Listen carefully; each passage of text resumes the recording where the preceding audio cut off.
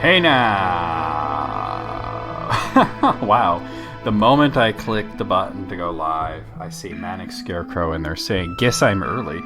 Ever so slightly. Hello, Manic, how are you? Like, literally the moment I hit live, that message popped up.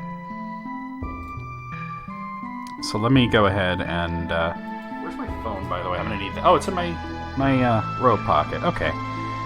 Let me jump on the, List Critics channel. Okay, so, alright. Kyle was running a little late. He said that he'd be there in 10 minutes. That was 7 minutes ago. So that's not that bad, all things considered. Let me just try to ping. Oh, we got a Noun. Heyo. Hey, Noun, how you doing? Doing okay, just waiting for my dasher still. I gotta make you louder. Okay, say something again. Oh, I said I'm doing okay, just waiting on my dasher still. Your what? Your dasher? Yeah, my door dasher. Oh, food. Delicious food. Yeah. Ain't nobody delivering here. We got the snowstorm here.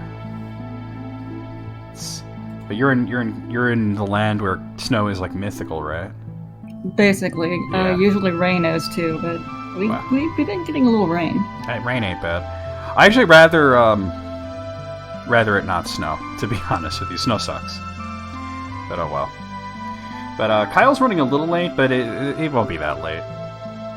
He told me 10. Okay. He told me 10 minutes, like 8 minutes ago. So I think we're good. He had an incident. Oh, because he's an RA. Yeah, he had to write it up. Yeah. Barrel, thank you for the host, good sir. Welcome to Distrem. Distrem is good. I don't know if you saw, but I put up the Twitch Clips compilation for last month. Oh no, I hadn't seen it yet. I put it up there. Thought you might be interested if you hadn't, but... Hey nerds. Hello, Dr. Barrel. How's your stream? I actually was lurking you, Barrel. Sorry I didn't say anything, but I was busy editing. Darkling Kitty is raiding me with a party of 3. Hey, DK. What's a DK? Darkling Kitty. DK. Darkling Kitty is here. Raid, oof, oof, oof. Hey, Riddle. Ride. I didn't even know you were streaming, DK. What were you streaming? I was watching Barrow earlier. He was doing some Soma.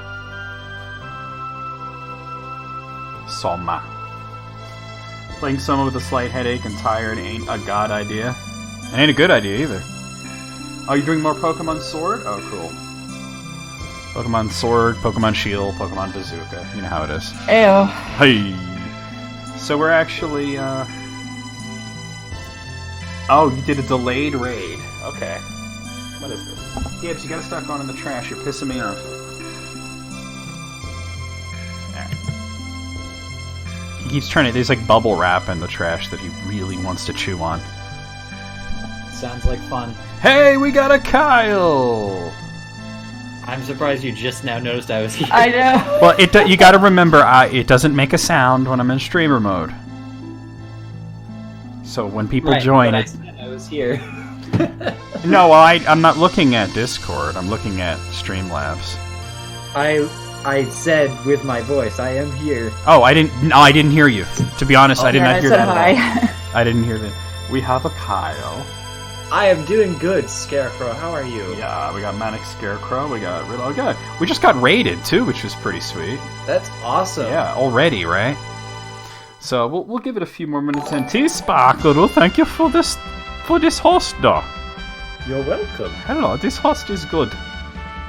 We'll cut the East music in a bit and start the actual podcast. We don't have to wait on Jesse, because unfortunately Jesse can't be here because he's in Dayton visiting his girlfriend, so that's not really unfortunate for him. It's great for him. And this, by the way, guys, this is technically the November episode, even though it's totally not November anymore. Scheduling woes. Yeah. Well, this one's on me. I fucked up because I had talked to everybody about doing it yesterday, the 30th, and then I realized that I had already scheduled Cuphead then, and then, like, Kyle was like, can we do it the 1st? And I'm like, maybe that's just better, because I didn't want to reschedule Cuphead. Yep. I mean, I completely forgot I had to do rounds last night, and I'm like, oh, shit. Oh, shit. Luckily, nothing happened on rounds. That's good. Now you are like on call, so if you have to jet away, we understand that. Hopefully nothing happens. Yep.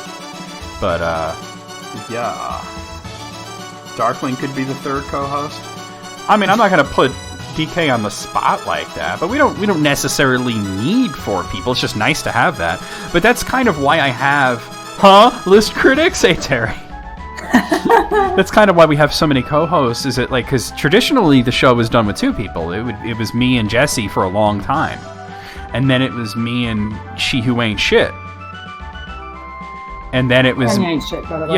yeah no, she totally ain't shit. Tanya ain't shit. And then it was me and the guy with the fake sounding name. So it wasn't until we took it to Twitch that we started regularly doing it with multiple co-hosts, which I prefer.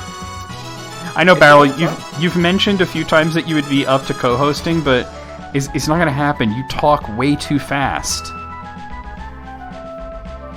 Like, if you slowed it down a bit and you were able to talk at a rate that I can understand.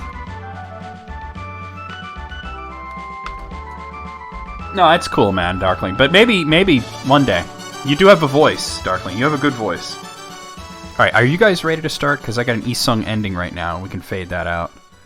Well, my DoorDasher is currently going in the opposite direction of my house, so that's fantastic. That's counterproductive. Let's go over to the list critics. Oh, let's play the intro. I guess we're playing the intro. I clicked that by mistake. I don't care. Hi, Sarah. I'm going to kick you in the head repeatedly. So, I was thinking about getting Domino's. Brutality! I didn't even know I could do literally that sent shit. me a That was text. awesome. After I'm like, should I get Domino's? Fuck. And it's a picture of a Domino's box. And I'm like, are your Oh, that's what I ears called ringing? it? Shit, I'm funny. After she ate the I don't- pitchfork, I don't Actually, eat. I like don't usually 3 tons of condone beets. chain pizza, and then as she but was standing here, I'm sure it's she blew it out the her only ass. option right now. He's not even a weenie. He's a full wiener. Like a weenie Well, is it's like cheap, and I can get it delivered for wiener in cheap. training. Is it He's a full snowing wiener. where you are right now? She Yep. do Yeah, be it's snowing like a whack. bitch here. The library already said that they're gonna close They'll give tonight Z noodle. early. Makes sense. Well, aren't most people like away? Like, there's not classes this week, right? Hoop me an egg barrel. There are Hoop classes me an egg this barrel. week. I never dear. thought I'd hear that or read it. Well, This I heard is it because I said it. technically the I read last it, full I said week it, of and I read it. class, and then next week is finals. There's that bubble bottle scene. Oh, Your mother! He's bringing me Domino's. Who's bringing you Domino's? My awesome resident. That is legit Nice. a Chozo statue. Could they give directions to It's a Cholo Noun's statue. DoorDasher? It would be like a goose walked up Jeez. to a lemonade stand. Because and apparently said to the Noun's man DoorDasher running the stand, Can't find her place. and then the guy died. Well, I'm just watching this Ball farts is icon the on here. I mean, insult first reserved of for all, Dong the Lords, thing but got only the biggest confused Dong because Lords the are ball restaurant farts. didn't have one of the things I Like wanted. all So I Dong had Lords to are. fix that, get that All straight ball farts are Dong with, Lords, but not all Dong Lords someone at the are restaurant. ball farts. And then that shouldn't have If that makes affected my any kind of dasher sense because to she you, hadn't then even you're left for the crazy. restaurant yet, but Your apparently mom that's is just covered in thrown the white entire sauce and world has a off. crispy bottom, okay? Just show me what That's it looks lovely. like. What are you getting? And I'm watching her smash you driving like a clam all on over my- the freaking place, sushi. Ooh, good choice. Bro. Mm-hmm. I was Let's invested by now. do this. All right. So we got the List Critics logo up in widescreen format now. It's got the correct date on it for once. Hey. Yeah. I don't know what happened that one time. Bruh. That's right, DK. Wait, where's AJ? AJ wanted to be here. Let me make sure that... Oh, they're probably eating dinner right now. AJ is weird. Like, he said, I want to be there for List Critics. I said, oh, well, you know... Because I'm going to eat at 7, and I'm like, well, I'm starting at 8. And he's like, well, it takes like an hour to make everything and to eat it and to clean it up. So what are you making? They say spaghetti. I said, spaghetti don't take that long. Somebody touch my spaghetti. I hope she brought lots of spaghetti. AB Agent's here. So we have the Earth 2 AJ, if not the Earth 616 AJ. We have one of the AJs. That's what's important. We have an AJ. All right, let's start, guys, as we normally do. Welcome to the List Critics, and we're going to do Tumblr Gets Deep. So deep. So deep. Oh my. Put her ass to sleep. All right, number 1. The Technicolor Trenchcoat says, today is Copernicus's 541st birthday.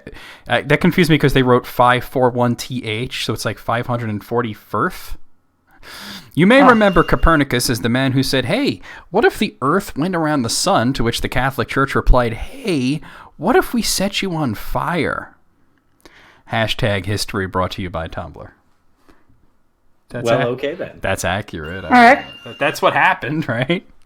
Like, hey, what if you were currently on fire? Would you be saying that then?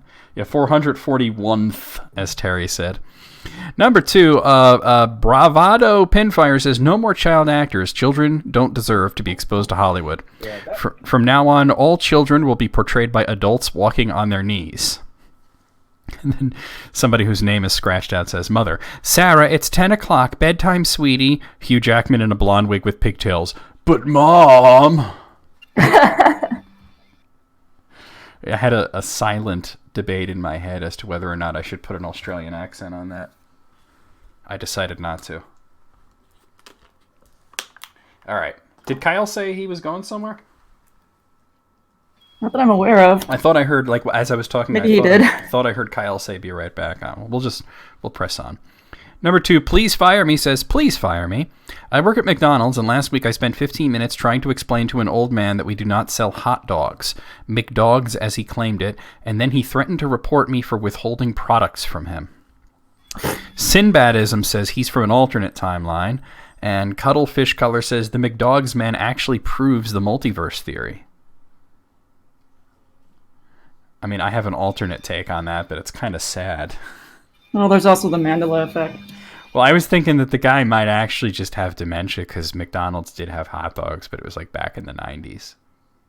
Aw. You know, so that was where my thought, because they did have hot dogs it wasn't a big hit. It's just like, if you look at the history of McDonald's, they've had some weird shit. They had spaghetti, they had fucking pizza at one point. Like, stop. I would not trust a McDonald's pizza. I definitely would not trust McDonald's pizza now. Spaghetti, I would definitely not trust McDonald's with. I would almost trust that over pizza, but then again, it's like, It's really difficult to screw up pizza, so. Well, you know, Barrel, the McLobster is actually still around in Canada and some parts of the U.S. Hey, Moogle, what's going on? All right. Number 4, so this starts with a picture of a sign that says, set your alarm for 3 a.m., wake up, and then write the first thing that comes to mind. And then a screenshot from Microsoft Word saying, God, I fucking wish I was asleep. This was a terrible idea.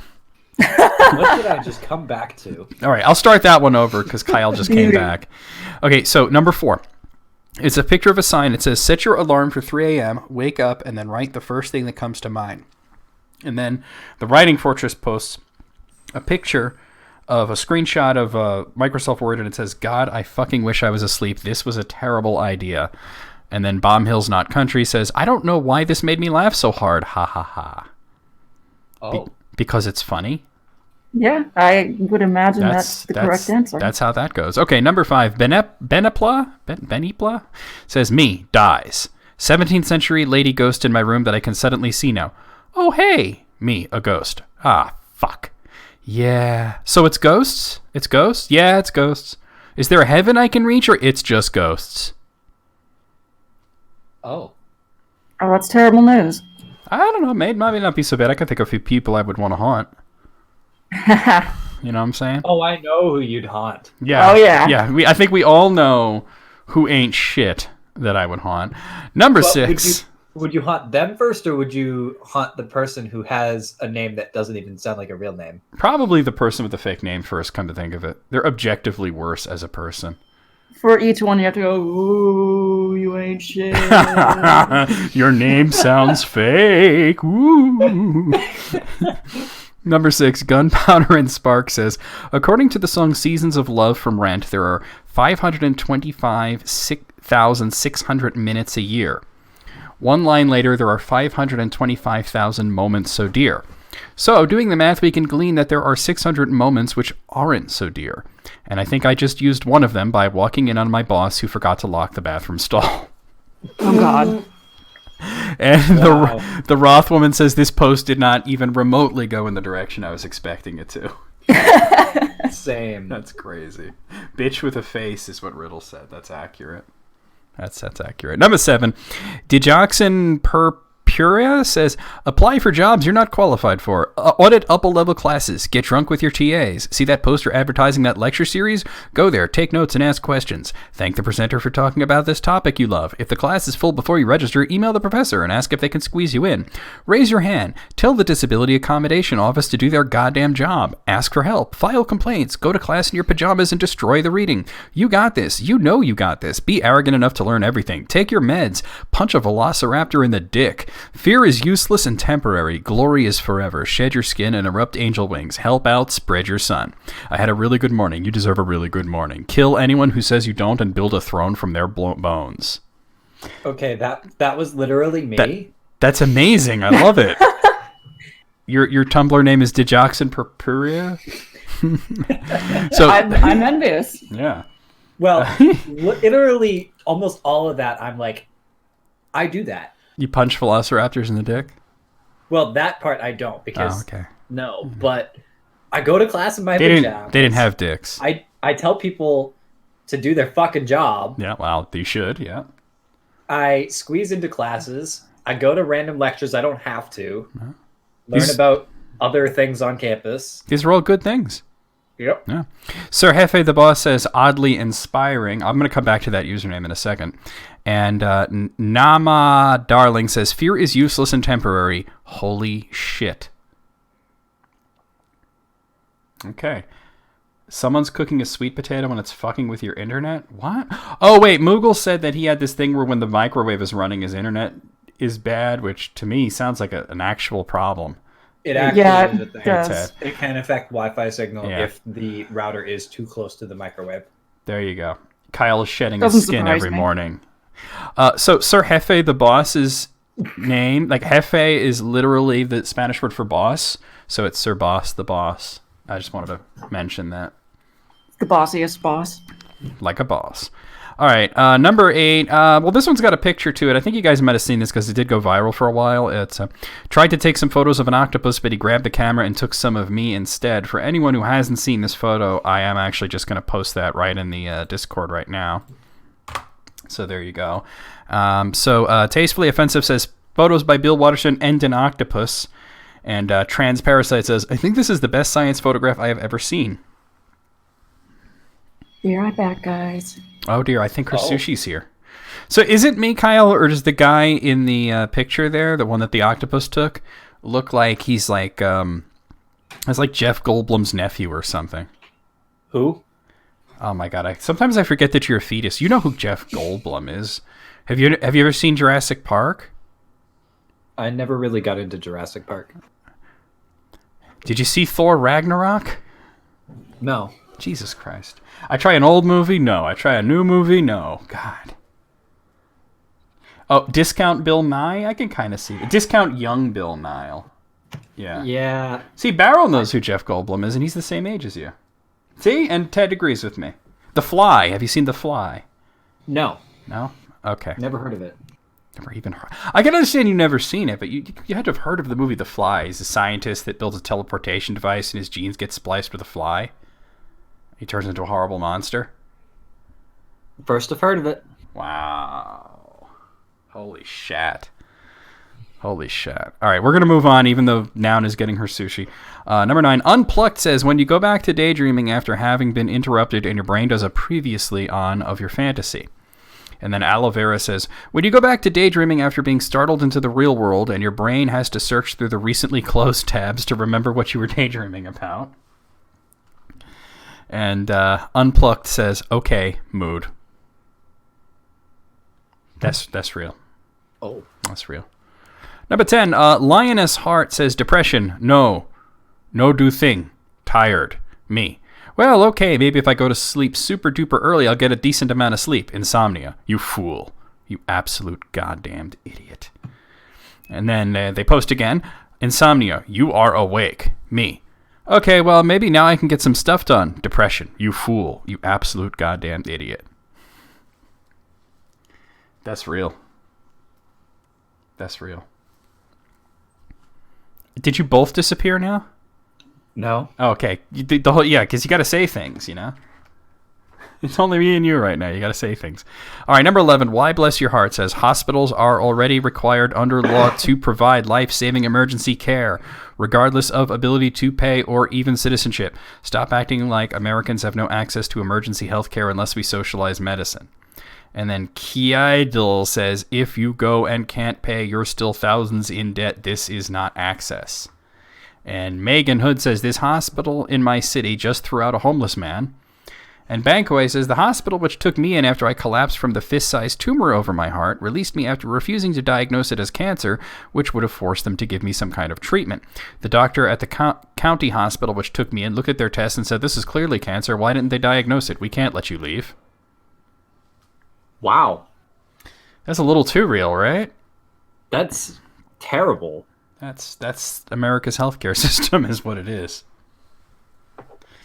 All right. Number 12, Ruby Grant posts this picture of these 4 characters from movies. We got Stuart Little, Detective Pikachu, Aslan, and some owl thing. I don't know what the owl is. And it says, visually pleasing, realistic CGI. And now Mr. says, the opposite of the 4 horsemen of the apocalypse, the 4 knights of paradise. Furry hugs for list critics. Hey, Noun's back, and you have sushi. I do not, actually. I watched her turn right back around and drive away again. Did you curse loudly? Not loudly enough, apparently. Oh, I would have cursed really loudly. Okay. She'll figure it out eventually. You have a lot of faith in this person. All right, number 13. That's this person's name.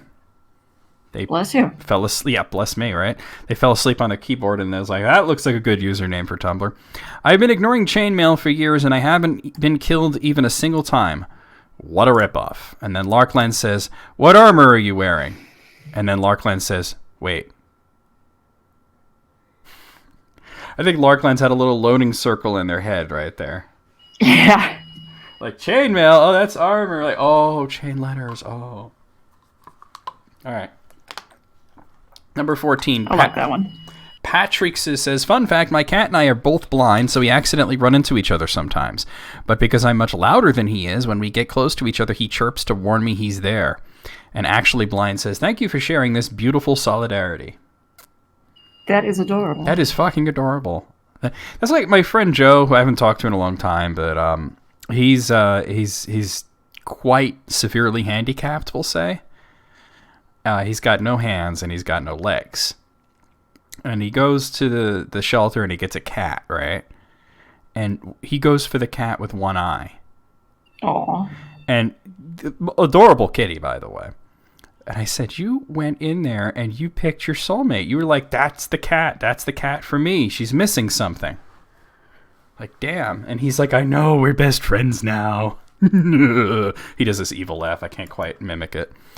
All right, number 15, Maydame says, so today I drove past a traffic sign that said, hey, teens, buckling up is totes yeet yo. I wish I was joking, but after we screamed a bit, my brother attempted to get a picture as proof, failed, and ended up with this masterpiece that pretty much sums up the whole experience. Now, I know you guys have seen pictures of this, but you got to see this particular picture, which I just put in the Discord channel. Oh.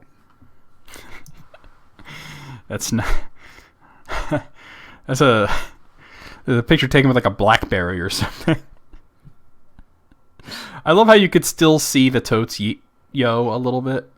Yep. Yeah. One time I saw a sign that said, use ya blinker. It said what? Use ya blinker. Use ya blinker. Was this? Oh, while you're in Boston. So, use ya blinker, you chowderhead. Nice Winter Wonderland motif. Are the dicks small because it's freezing outside? AJ's here. Sup, famo? Now, did you see the sign, or was it somebody that you knew that saw the sign? Now's not here. Okay, she must be getting her sushi finally. Oh. Everybody keeps leaving me. All right, number 16. Katie Elwood says, me, I need a library card, but I just moved, so I don't have an ID with my address or any mail with it. Librarian slides me a blank library postcard. Write your address on this like it would be mailed to you. Sure. Great. Now we have mail with your address on it. Does it really work that way? The rules don't say it doesn't work that way. Here's your new library card. And then Crunchy Ice Boy says, librarians are the most dangerous magic users because they can acquire infinite knowledge. There's actually isn't a rule that says I can't cast this spell. I checked. Which book? All of them. Oh. Aha. No, The sushi abruptly happened again. I by the way. figured. By the way, EV Agent, you are not discount AJ. You're just alternate AJ. You're AJ from Earth 2. We have AJ from Earth 616. You're not a lesser AJ in any way. I just wanted to point that out. Number 17. I agree. Mogul, you've never had sushi before? Get on that. Soft, Like sushi. you don't like sushi. What is wrong with you? Who are you people? Who are you people? I don't know you. That's my purse. Also, it's 27 outside and snowing. It's quite a bit colder here and snowing. Okay, so Soft Dog says, I just saw a really chunky raccoon on my way home from work. And then they drew a picture of it and said, artist rendition. My immediate reaction was to yell Chunky Boy, despite the fact that I was the only one in the car. And then Plump Dog says, this has the positive opposite energy of my day today when I passed a Canadian goose, rolled the window down, and called it a bitch. I mean, it's a goose, so it already knows. You know what I'm saying? All right, True. number 18, Fan Artic says, my art history teacher is like, there were 0 women artists during the Renaissance. Well, there was Sophonisba, but that's it. And I'm steaming because there were more female artists during the Renaissance, and I know this because I spent hours researching women artists in the Renaissance so I could figure out what to name my girl Ninja Turtle OC when I was 11. That is amazing. It's amazing that that's why they know it, but it's also like, I'm really bothered by the fact that the art teacher feels the need to like just yell, there were 0 women artists during the Renaissance. Like, I'm sure there were. You know what I mean? Like even if they weren't famous, statistically speaking, there had to have been women that did art in that time period. They weren't allowed to take credit for their own work. But Well, sure, yeah, funny. that's accurate, right? Hold on, where's my phone? Let me check. I'll tell you guys the exact temperature right now because it's. I'll tell you the temperature is actually bullshit. But if you want it in numerical format, I can get that for you. It is 25 degrees right now. Wow. That's not as bad as I thought it was. Can I tell it in Celsius? No. It's bullshit degrees. It's bullshit. Yeah, it's 25 in Fahrenheit. Bullshit in Celsius. All right, number Let's 19. get mine. Oh, yeah. 54 degrees here. God damn you. All right, 36 EPM says, shout out to Percy Jackson for being a kid's book that straight up murdered the abusive stepdad instead of doing some bullshit redemption arc where they have to forgive him. I've never read that real. series, but that's kind of cool, actually. Like, wouldn't it have been I'm in great support. if, like, in the last Harry Potter book, they said, oh, and then the Dursleys died, just, like, out of nowhere, just, like, that was written in at the end? Like, I oh. would have definitely been okay to Yeah. read that. Yeah, and then in the movie adaptation, you just like when they adapt it, and then the Dursleys died part, they just show them walking down the street, and like a piano just falls on them, and then the Dursleys exploded. There you go. All right, number 20. Official Moogie says game recommendation: any of the games you already own and haven't played yet. Stop buying new games, you stupid asshole. And your own Petard says you are 100% right. Also, fuck you. Wow. Right Called in the feels. called the fuck out, right? I feel so attacked. Okay, number 21. Oh my god, this is a long one. Holy shit, and what is happening? Selvath, thank you for the follow, good sir. Welcome to the stream. My name is NecroVMX. I have Noun and Kyle with me. We're doing the List Critics. I do stream every single day. If you join my Discord, good things happen. Anyway, let's continue with it. So this is a really long one, but I think it's worthy. Where did the window go? Here we are. So, this is a thread from somebody named Bungie Onegie. It says, I was walking through the toy aisle at Target when I found this thing and had a violent and immediate flashback to when Jurassic Park first came out, and I had a bunch of really cool T-Rex toys that I would have sold one of my scrawny small child limbs for, but my mother wouldn't get me one because they were too violent and also ate people. I want it so bad. These are all multiple posts, by the way. On closer inspection, it makes a lot of really obnoxious noises and is also too expensive. But fear not, I found this slightly smaller dude wedged in the back. It has bite action, and that's the only thing that matters. Now we enter the testing phase. And they put like another toy in its mouth and had it bite it. So, while it's still in the packaging. Yep, looks good.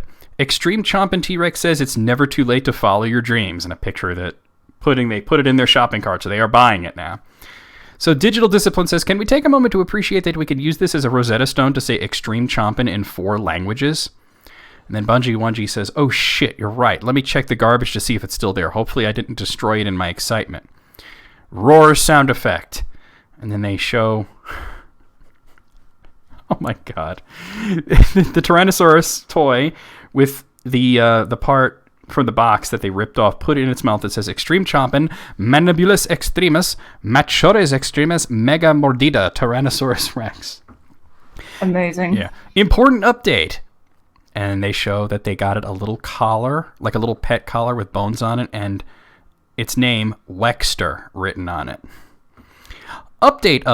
I resized her collar and found a bag of toy bones at the craft store. I haven't put this much effort into a non-school thing since my last job search. Help. Secret bonus, the other side of her tag says Extreme Chompin'. And then Crochet Ninja says there's more. Nugs Mum says I love. And Bungie Wungie says I saw that people are reblogging the thread again, so I thought I'd give you all an update on how Wexter is doing. And there's a just fine. There's a picture of it like with a stick in its mouth in a garden. This one is long as fuck, yeah. Wexter and the case of her continually marvelous naughty garden adventures, and shows like pictures of it eating roses. Brain Cells for Sale says OP and Wexter can break all of my toes and I would still send her a thank you card. Bungie Wungie says, Wexter says she would never do such a thing, but she might chew your ankles a little bit, maybe. So it's come to my attention that at some point this weekend, Wexter blew past 100,000 notes, and I, for one, think that's very cash money of her. You have a picture of Wexter, the plastic dinosaur, at a picnic with heart-shaped sunglasses on. Aw. And then a picture of the dinosaur looking at the previous post on a computer monitor. And it says, it's been a few weeks. I suppose we should check up on the... whatever... that is AGDHF. Well, that's just excellent. OP update. How's Wexter doing? Pretty good. And a picture of it playing in the snow. So this person not only bought a toy that they wanted in their childhood, but they had a lot of fun with it and got like nearly 200,000 notes on fucking Tumblr. You can never let your dreams just be memes. I know, right? Okay, well, out of 21, I know that neither of you guys was here for all 21 of it. But let's give it an arbitrary rating anyway. I'm going to say... This was good. I'm going to give it a 19. What do you guys say? 17. 17? Nounster? I'm giving it a 15, but they're all Tanya ain't shits, so I think that weighs more. That does. And by the way, for anyone who wants to view the entire thing, I don't know why he did it, but Barrel posted the entire thread of that in the Discord channel. Of course, it's tiny now because Discord is weird like that. All right. So we also, from Pleated Jeans, have our 15 tweets everyone should read this week. Yeah, they definitely got their money's worth, Barrel. Okay, number 1, Ghastly here says, gonna ruin Thanksgiving this year by saying okay boomer after the family prayer. Oh, I know, AJ, I know. That's great. That's great. Can you imagine that? We thank you, Lord, for this bounty. Okay, boomer. Right, number 2. Excuse me? What do you mean, excuse me? Nothing. You got problems, bro. All right, so this actually starts with the New York Post saying you can buy a robot clone of anyone from this Russian startup. And then Alex, and there's a terrible, horrible, uncanny valley picture, and Alex Watt says, cool, probably won't pick that guy. For me, there's no way I can convey how horrible this looks, so I'm going to put the picture in the Discord so you guys can see it. Oh, Lord. Or you could just look up a picture What of Mark the- Zuckerberg, because that's what it looks like. Yeah! Fuck? I mean, that is what Mark Zuckerberg literally looks like. So I guess that could be him. Like, not a clone of him, that's like actually him. But there must be a clone of Zuck somewhere. No, well, For we all know In he this- is a robot. he's In something. this day and age, it's a concern. Smoked meats. Number 3, Average Joe here says, what if you had to have sex every day during pregnancy to keep building the baby? That would be so exhausting.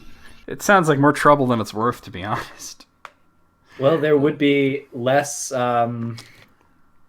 babies roaming around and less fathers that ditch the mother after having created it. Why? Why would they not ditch her? Like what about that would stop that?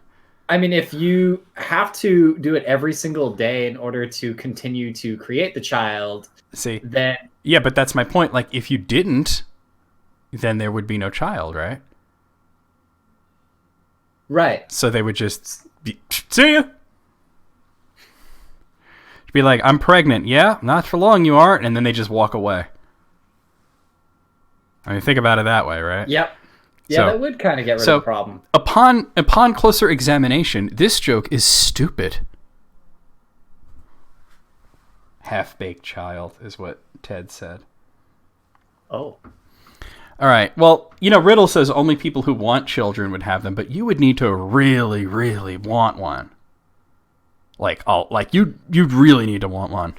All right. So number 4, Rabbit Cohen's dad's monster says. Okay, they post a picture where it's 3 different options on a menu: hungry man, hungry woman, and hungry waffle. And they say the 3 genders. Oh. So, for anyone who might be curious about these breakfasts, the only difference is that the hungry man has pancakes, the hungry woman has French toast, and the hungry waffle, I'm sure you can guess what that has. You're making me hungry. That's the joke. Joe, number 5, Joe Diggity says me. Can Bigfoot mate with a Yeti? Google. Okay. One more and then bedtime for real. I'm only it's bad, but I'm only laughing because I'm thinking of that I think was it College Humor, or I forget who did it. It was like if Google was a guy. Yeah, I'm pretty sure that was College Humor. It was, yeah. And there was a guy. Can Bigfoot mate with a Yeti? And the guy like, okay, one more, and then it's bedtime for real. Okay, so Worm posts a picture of they have a very, very large tortoise in their bathroom, and it's knocked the toilet over, and it says peace was never an option. Oh. Attack. I'm gonna post the picture in the Discord so you guys can see it, and I want to ask you, can you tell? Because I immediately know why this tortoise is wrecking the bathroom. Can you tell why? It's super obvious. Nobody's saying anything. So, oh my God, something's happening. Strange Vision 255. Thank you for the follow. EB Agent picked up on it. There's no teepee. Oh. Yeah, it's pissed off. There's no fucking toilet paper to wipe its little cloaca with. So It's pissed off because it pissed and now it can't do anything about it. Exactly. All right, number 7. Patrick T. Chef says, exchange I'm currently having with my landlord. The hot water is broken. How? Can you send me some photos?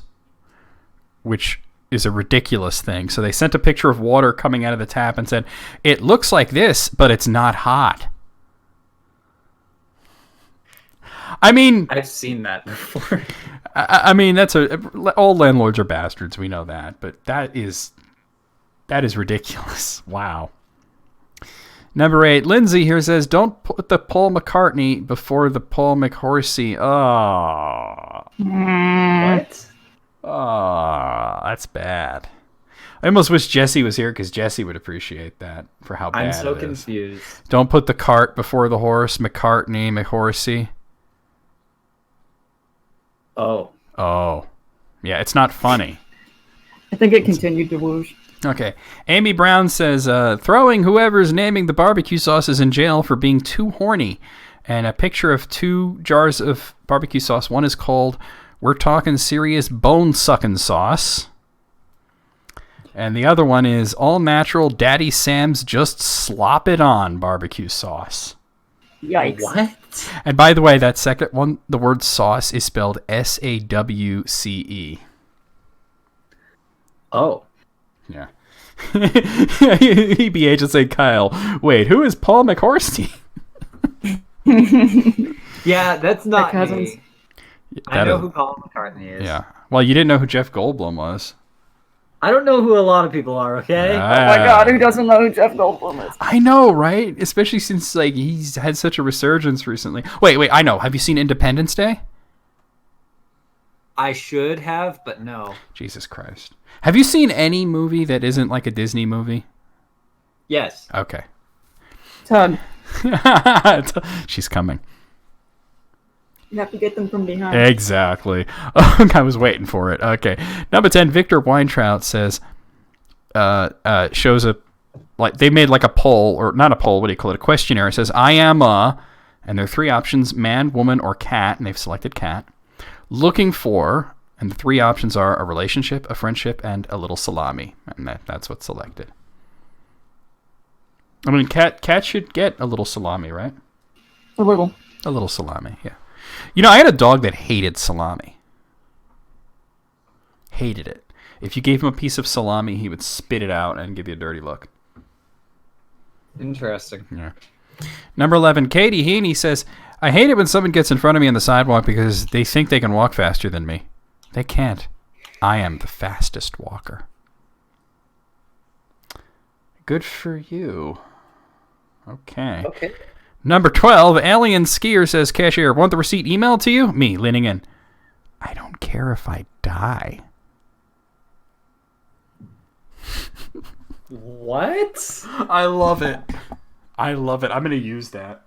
You know what? Someone has to have done that at a store that I have. Please. I hope so. town. I have to actually do that. That is so good. Okay, there's a store in my town that actually gives you the option to have a physical or email receipt. Yeah. So someone must have done Yeah, that. no, you have to do that next time you go there.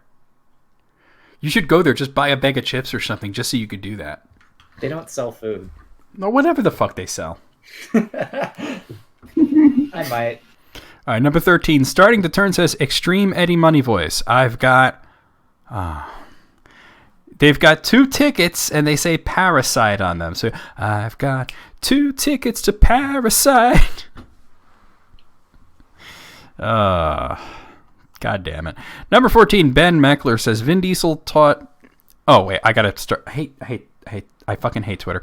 So it starts with Ariel Dumbass. That's her name, apparently. Please share a fact you were excited to know. And then Ben Meckler says, Vin Diesel taught Judi Dench how to play Dungeons & Dragons on the set of The Chronicles of Riddick, and she went on to become a dungeon master for her grandchildren. That is amazing. Oh. I love knowing that. I am excited to know, and I did know that that he was a big fan of hers, and that he was the whole reason that she was in that movie, because you know, when the first movie in that series was Pitch Black, and he was supposed to die at the end of it, and they changed the ending where he would live because they thought, well, this guy's a hot actor, we can get him in other movies, do sequels, and they said, hey, what actress do you most want to work with for the sequel? And he said Judi Dench, because he's just a big fan of hers. And I knew that they became friends, but now that I've learned that he taught her how to play Dungeons & Dragons and she plays it with her fucking grandkids, that is amazing. It's fantastic news. Fantastic. All right, number 15. Blank says, Hermit Crab shoving his ass through my living room window. Me, hey! This one's taken. Oh. I get it. It ain't making me laugh, but I get it.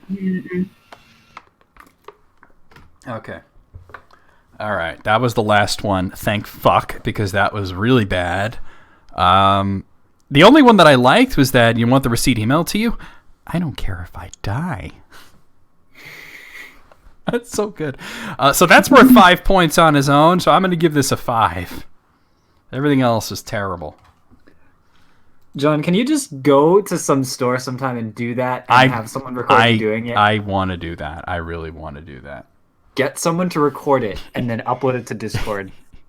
I'll put that on YouTube. Fuck Discord. Even better. I don't care if I die. Noun, what do you give it?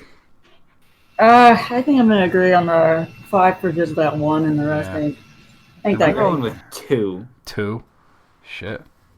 Tanya ain't shit.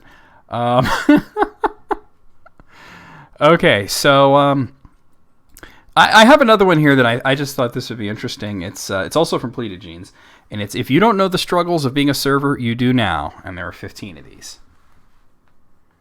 So these are tweets, actually. Hopefully it makes up for the shitty ones we just had. So number 1, Lo says, I've had a teenage couple tip me $8 on a $20 bill and a middle-aged couple tip me $1 on a $34 bill.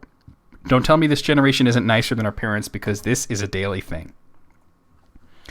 Yeah, that's real. That's real. Well, okay then. Yeah. Like, honestly, at that point, if you're gonna order $34 worth of food and tip $1, why even bother at that point? Like, that's just insulting. Yep. All right, number 2. Are you closed? No, man, we actually just decided to lock the front and start mopping for fun. Wow. Yeah, Barrel's probably right. It's just to say that you did tip, right? I contributed. Number 3, millennial who's probably struggling to pay for their rent and education tips at least 20% every time. Above 40 with a platinum black credit card that weighs 3 pounds, $1. I mean, that's pretty much the same as the first one, but just driving a home that, boomers ain't shit. Mm-hmm. That's true. All right, I made another Stream Deck command. I hope you like it. Oh no, let's see it. We interrupt the stream to bring you this important announcement. Tanya ain't shit. I love It's it. a very important announcement. That was worth a button on the Stream Deck, I think. All right, number 4. Trying to tell a story to your work colleague in between serving customers is an extreme sport. It's probably true. Probably true. Number 5. No one. Literally no one at all. My manager coming around the corner with a side of sour cream. Corner hot! What? You had to have worked at a restaurant at some point to understand that, but like when you're coming around like a blind corner or something and holding food, you're supposed to yell out so people know, so don't bump into you. But they're coming with like a side of sour cream, screaming corner, huh? Oh, AJ, I'm not surprised. Hey, Flower. Hey, we got a flower. How's it going? Okay, number 6. Mariah Hartjes says, me training a new person at my job. So you're really not supposed to do this, but this is what I do. That's real. Yeah. That's real. That's every job. That's not just serving. That's every job. Like, this is against the rules, but it works. Number 7. Restaurant jobs are great if you really like skipping important life events and aren't super attached to seeing the sun. There you go. Mm-hmm. Yeah. Number 8. Most of being a server is just hoping that it's going to be dead, but that you'll somehow still make $200. That's most jobs. All right, number 9. I work at a restaurant. Stop asking me what time I get off. I literally have no idea ever. That's most jobs That's as pretty well, real. sadly. Yeah. Number 10. Yelling who closed last night hits different when it was me. And by the way, that person's name on Twitter is Honest Restaurant Manager. Oh no. All right, number That's 11. great. Carried 3 desserts over to a table for a customer to say, yeah, we actually ordered 2 cappuccinos with that. Right. I must have accidentally left them in the kitchen along with my third arm, Brian. All right, number 12. I hate it when you go to a fancy restaurant and the food tastes like the chef doesn't have any tattoos. Okay, what does that mean, and why do I kind of understand it? I don't know why I understand it, but I do. Yeah, I can't explain it, but I understand it on some level. All right, number 13. What's the dumbest thing a customer has gotten mad at you for? I'll start. Last week, I had a woman yell at me for putting a straw in her soda cup because we need to save our oceans, and then proceeded to order a $55 party boat of raw fish because this is a fucking sushi bar. Oh. To save our oceans. Good lord. Oh, God. Barrel brings up a good one. It's like I hate when I go to a pizzeria and the pizza chef isn't angry as hell. That's true. The pizza's not going to be any good if they're happy. All right, number 14. Okay, That is not true. Okay, when dining out, it's this simple. 30 minutes till kitchen close, go ahead and order in. 15 minutes before, even takeout is rude. 10 minutes before, you can go somewhere and fuck your face. Yep. That's real, yeah. Number 15. As if I've carried 3 plates and a 2-liter jug of water to a table and for the customer to say, I think I'll need a glass for that water. Yeah, I know, hon. I wasn't expecting you to stick your finger in and start absorbing it via osmosis, but unfortunately, Sharon, I only have 2 hands. Oh, that was the last one, which is unfortunate because these were actually good. Out of 15, I'm gonna say 13. What is your guys' opinion on that? I've got 12. I'm gonna go 12 as well. 12. Okay. Damn, Riddle's like full ass 15 there. There you go. Okay, so I got a list here from Factinate, but before I get to that, I want to get to a list that was sent to me by our very own Manic Scarecrow. So where is it? Oh, there it is. So Manic Scarecrow sent me a top 20 list. It's his ranking of heavy metal genres from best to worst. Should be interesting to say the least, right? Okay then. Okay then. Kyle's like, I listen to show tunes. Excuse me? I go to burn the building down because they took my stapler. Do you listen to heavy metal, Kyle? I love metal. Okay, good. What's your favorite type of metal, like subgenre? Whatever you define Metallica as. That would be thrash, generally speaking. Thrash metal. Okay, that's good. What's your favorite Metallica album? That's a good question. It is a good question. Does it have a good answer?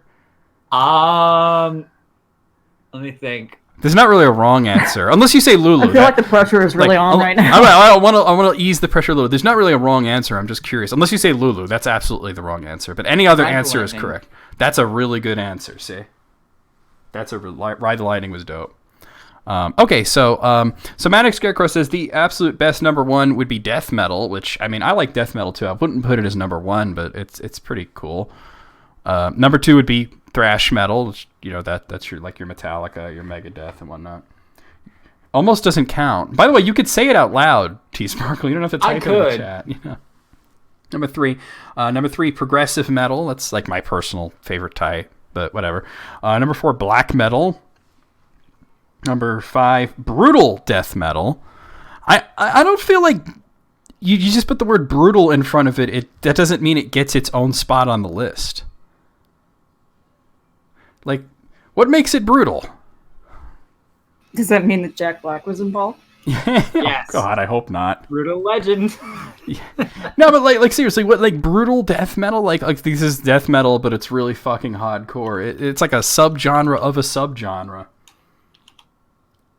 Brutal death metal is a real subgenre. Yeah, but how separate is it, AJ, from death metal? Like, does it deserve its own spot there? Number 6 is avant-garde metal. Number 7 is folk metal. Number 8 is tech death. It's basically death metal without melody or fun. That doesn't sound good. Death metal is all about melody and fun. Number 9 is grindcore. By the way, you've actually heard a little bit of grindcore, like a very small amount of grindcore. T Sparkle, were you aware of that? Oh, from the Batman thing? No, that was like death metal. That was from fucking Adult Swim. No, it was. Remember, you were playing Beat Saber. Oh. And you had song requests on, and I put that song. It was like 1 second long. It was like, Brrr! That was something else. Your reaction. You suffer. You suffer, but why? Your reaction was hilarious. And I remember failing the first time, and I'm like, wait a minute. What? Number 10 is classic metal, which I guess that would really be. Usually, when people say classic metal, they're usually talking about like early power metal, really. Number 11 is melodic death metal. Number 12 is war metal. What the fuck is war metal? Now we're just adding words. Now we're just putting things that like war metal, then peace metal. War metal is also a thing. What the fuck? Am I this out of touch? I haven't listened to heavy metal and like new heavy metal in a while. What the fuck is war metal? All right. Number 13 is new metal. Number 14 is metalcore. Number 15 is glam metal. Number 16, gore grind. Number 17, noisecore. Number 18, gore noise. That seems like it's just a mishmash. Like, first you have gore grind, then noisecore, and then gore noise. It seems like at that point you're just combining the two. He's alive! That's okay. I did not need to have my ears anymore. Pizza metal, yeah. Pizza metal. Okay. Now that's some good metal right Number there. 19 is kawaii metal. That's got to be made up. Nope, it's a No thing. way that's real. There's no way It's- that's true. it's a I'm thing. going to Google kawaii metal. Just to let you know, the last thing on the list, the absolute worst, according to Manic Scarecrow, is National Socialist Black Metal, which, I mean, it's made by people who are literally Nazis, so that automatically makes it bad. But I'm going to look up kawaii metal, and Yeah, baby metal. Blackblade's got it. I've heard baby metal. I didn't think that they were of their own genre just because they're little Japanese girls. I mean, I can only assume that's what we're doing here. Yeah, well, according to Wikipedia, it is real, and it blends elements of metal and J-pop. Okay, I can dig it. Oh.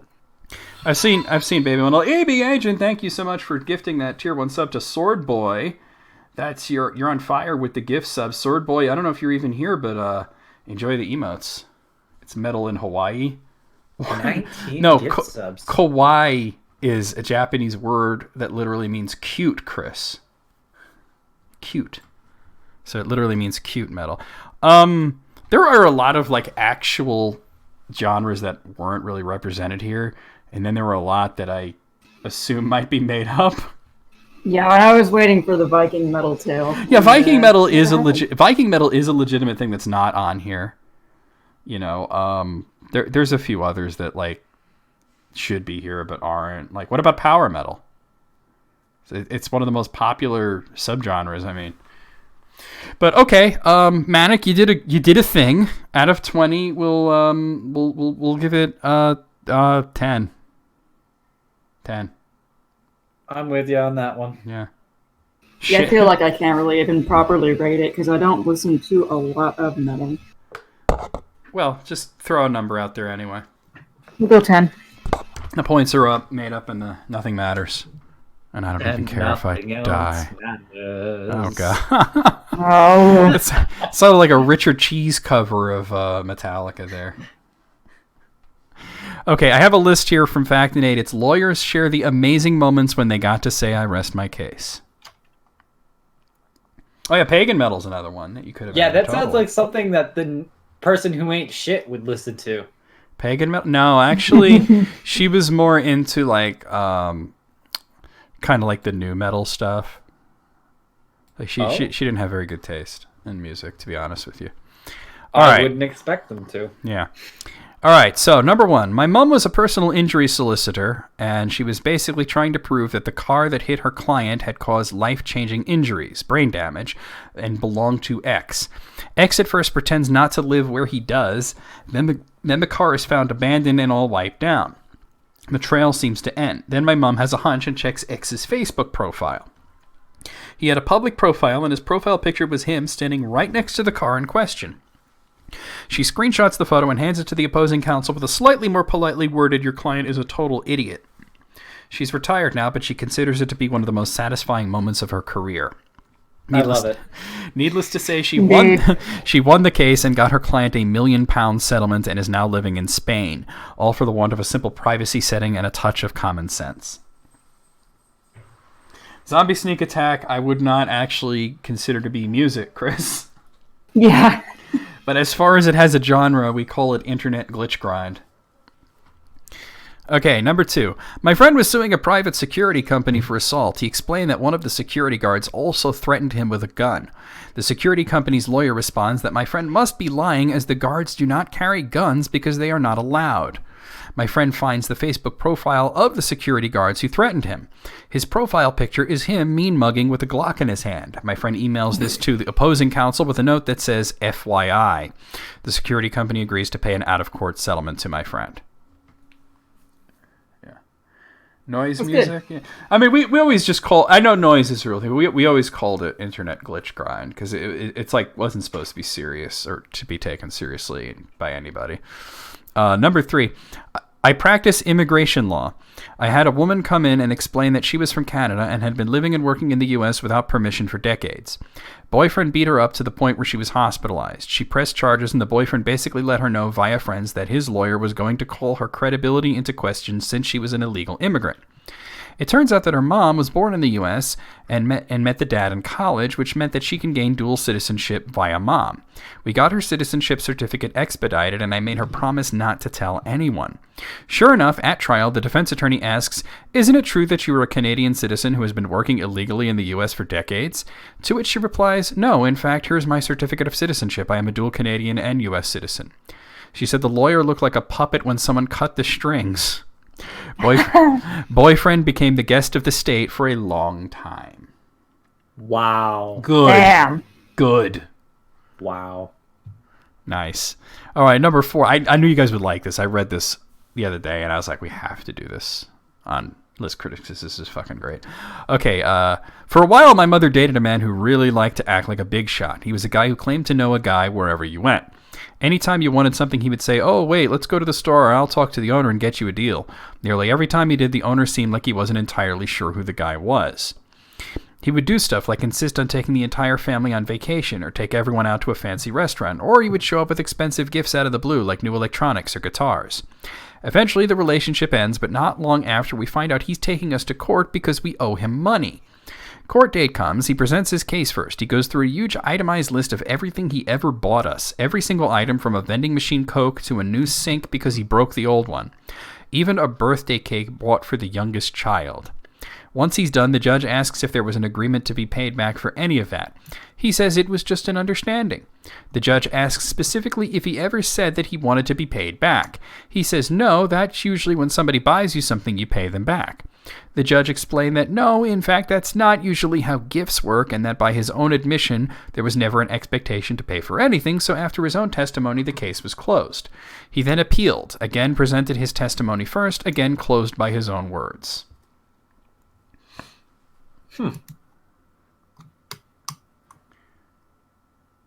Oh, yeah, Terry, you accidentally got... Automod is a little drunk today. I just saw Automat's that. touching. Yeah. No, I can Automod understand is it. always touchy. I mean, I literally have it set to only mod things out that could be like construed as like racist or whatever. So I can understand how those 3 words together, but it's like completely out of context, you know? Yeah. All right, number 5. It was a fraud trial. The prosecutor got right to the point. This was pretty much the third question to the defendant. So, you earn £45,000 a year, have no properties, no other source of income, no inheritance, and as far as I'm aware have not won the lottery, yet you have a foreign bank accounts with X million and a Ferrari. It must simply be a coincidence that the defrauded entity has an accounting black hole pretty much equal to those riches. The defendant pretty much gave up at that point.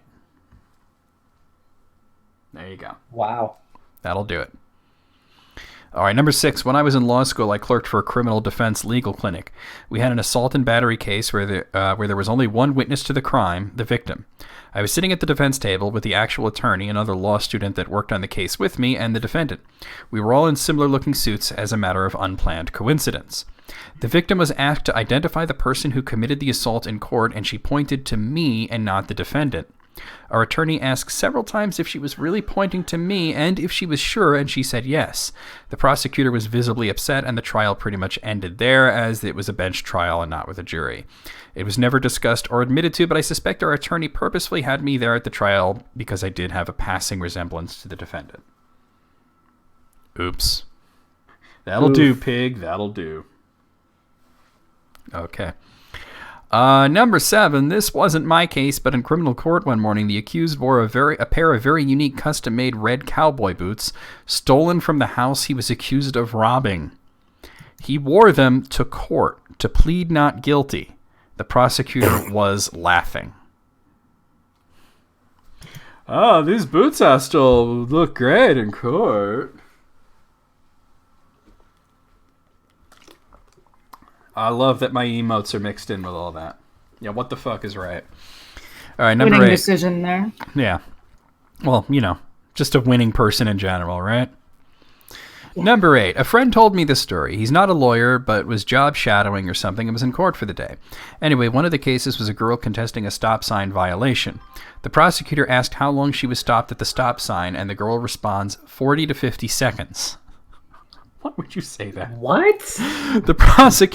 Oh god. The prosecutor asks her to look at the clock in the courtroom and proceeds to stay silent for the next 30 seconds, which is a really long time. Once 30 seconds is up, the prosecutor looks back at her and says, "Will you really stop 40 to 50 seconds?" And the girl was basically silent. I'm pretty sure she was found guilty. God. Might have That's just crazy. choked while she was trying to say like 4 to 5 seconds. Yeah, yeah. Wow. All right, number 9. This is going to sound crazy, but in college I got a ticket every day of the week for parking in my driveway. Same cop every day. My girlfriend's car, too. It was a small apartment building which had a blacktop parking lot on the side of the building. The police ticketed every vehicle parked in our assigned parking spots for blocking the sidewalk. There was no sidewalk. It was a blacktop parking lot. I was an aspiring student of the law, and I knew I could argue this. Plus, I didn't have the money to pay all these tickets. I plead not guilty, got a court date, and continued to collect the tickets. I got the cop to the stand and showed him a series of pictures and asked questions about this invisible sidewalk. He contradicted himself several times and then admitted he ticketed every car he saw parked there, whether it was blocking the invisible sidewalk or not. I was up there for about half an hour for parking tickets. The judge was laughing a bit and finally asked me to approach. He said if he dismissed all the tickets and told the cop to stop, would I stop asking questions and leave the court? I agreed. The next week, my girlfriend went in with her stack of tickets and I tagged along. It was the same judge and the same cop. They were both looking at me. As we walked in, I said, "Watch this, baby. I'm going to make the judge dismiss your tickets." When it was her turn to argue, I walked up with her. She said, "Your Honor, I..." Before she could finish, the judge said, "Tickets are void. Next case." That's great. Wrecked. I was proud. She was baffled at the black magic I just sprinkled on her. All cops are bastards. All right, number 10. I'm not a lawyer, but a friend's sister went to court over a moving violation. She's an engine tuner who had built herself a beautiful first-gen Mitsubishi Eclipse with 6 or 7 horsepower at the wheels. This car inevitably attracted the attention of the local law enforcement, who pulled her over with no fewer than 8 cruisers after some slightly aggressive acceleration around a left turn. During cross-examination, she asked the officer who'd made the call and why exactly she had been pulled over. "I heard the engine revving, and I saw you spinning the tires and sliding around the corner." "To be clear, officer, which tires were spinning?" "The rear tires." "So I was spinning the rear tires, and it was the back end that swung out?" "Yes, ma'am, that's correct." "And you're sure that's what you saw?" "Clear as day, ma'am. The light turned green, you stepped on the gas, the rear tires broke loose under power." "The rear tires broke loose under power. There's no doubt in your mind that's exactly what happened." "None at all." To which she finally... Front-wheel drive, isn't it? Of course it is. To which she finally concluded with, "Your Honor, this officer is either lying or hallucinating. My car is front-wheel drive." Of course. I mean, you can see that coming a mile away, right? Jeez. Yeah, I'll definitely stream Christmas Day, but Christmas Eve I'll probably take off. I'll definitely take Christmas Eve off, actually. Number 11, I once got out of a noise violation ticket. I was driving around and had my music in my car up. Cop pulls me over, gives me a ticket for the noise violation. It wasn't even that loud. You couldn't really hear it from outside the vehicle, but I guess my windows were down. I go to court. My defense was, if the ice cream man can drive around blaring that creepy music, I can listen to my radio. The judge tried to keep a straight face, but I got out of the ticket. He's got a good point. Mom, He's got a very good point. which I get to deal with in 15 more days. Yay! Creepy music. So I don't know if I'm happier to be away from here or happy to be away from my mother right now. So Honestly, I would take your mother over all the horse shit you've had to put up with this semester. To be honest me with too. you. And All right. Phrasing. I'm sorry she won't be as grouchy since the boys are no longer at my house. There you go. So she'll hopefully be well rested and not ready to rip your head off. Yep. All right, number 12. My mother left my dad and hooked up with this piece of crap who would beat her. She had him arrested and got a restraining order. He called her one day from the hospital and said he was jumped while riding a bike, and if she didn't take him back, he would say she did it. Wow, what a piece of shit. A few months later, she is in court after he claimed his injuries were from her beating him with a frying pan. He doesn't show up. The judge asked if his attorney where he is, and the attorney asks if they can reschedule because he is temporarily indisposed. My mother chimes up, he's probably in jail again. The judge just straight up asks his attorney if he is in jail. The attorney responds, yes. The judge immediately dismissed the case. Well, okay then. I mean, if you miss your Wow. court date because you're in prison, it doesn't do much for your credibility, right? It doesn't look good. No, not a good look at No, all. it does not. Number 13. As a young attorney, I had stated a claim that an insurance company was dragging out a case in bad faith in hopes that my elderly client would die before they had to pay him. I was requesting that the trial date be given priority due to my client's advanced age. The judge was no spring chicken himself and seemed skeptical when we asked exactly how old my client was, maybe thinking that he was in his 70s and must merely seem ancient to a baby lawyer like me. When I responded that my client was 92 years old and that the case had already gone on for 5 years, the judge was visibly shocked. He immediately granted my motion for priority, completely shutting down the insurance company's attorney's attempt to respond. They wrote us a check for $1 million the next week. Wow. Jesus. Oh, wait, I'm curious about this because EV Agent had said that his uncle was a lawyer who got disbarred. So what your uncle did that got him brought up on disbarment charges, he told a divorced client who had a restraining order against him that he can go to a house to retrieve his things. Oh, yeah, no, you don't do that. Not without a Marshall present. Wow. That's bad. Number 14, I was representing a woman with a severe neck injury. Opposing counsel presented a test result that showed her cervical exam was normal. I felt almost bad when I pointed out that he had the wrong cervical area in mind.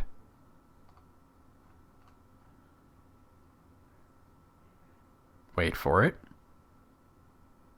Oh, I get it. I'm just not. No, I'm waiting for Kyle to be like, huh? Oh, I've already face palmed. Oh, okay. Huh? A mix Cervical. of face palm and surprise Pikachu. For anyone Surprise who might be listening on YouTube and like, huh? There's the cervical vertebrae, and then there's like the cervix, which is a completely different part of the body. Okay. Number 15. I was a second-year associate in handling my first trial. I represented the plaintiff. The defendant had an expert witness who had testified previously in about 40 similar cases. The expert came out to my client's property and did a completely BS examination of the issue, and his expert report was equally BS. For those of you that don't know, expert testimony needs to meet a certain standard in order to be admissible. This guy basically took some photos, put a ruler on the ground a few times to make his report seem legit. The partners at my firm told me it wasn't worth trying to file a Dobert motion to strike his report or testimony because the case was low value, under $100,000, and those types of motions can be very complex, so they didn't want to bill the client for it. I was so angry with the guy being deemed an expert that I came in on a weekend, on my own time, and drafted a 20-page motion to strike his testimony. I didn't bill the client a dime. The defendant didn't file a response to my Dobert motion to strike. Instead, they waited until the night before the expert was set to testify. He had been sitting in court racking up fees for 2 full days beforehand. The judge had the jury leave the room, put the expert on the stand, and allowed the defendant to do a direct examination of their expert.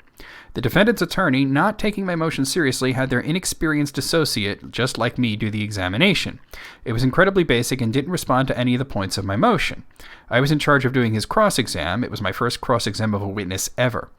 I tore the guy, a seasoned expert witness, apart on the stand. I got his entire testimony and report struck. They also had a second expert witness who was pretty terrible, but not quite as terrible. I also did his cross-exam. Realizing that they were in serious trouble without their primary expert and their second expert at risk of getting struck, the lead counsel for the defendant, a named partner at a well-known firm, did the direct exam for the second expert. I again did the cross.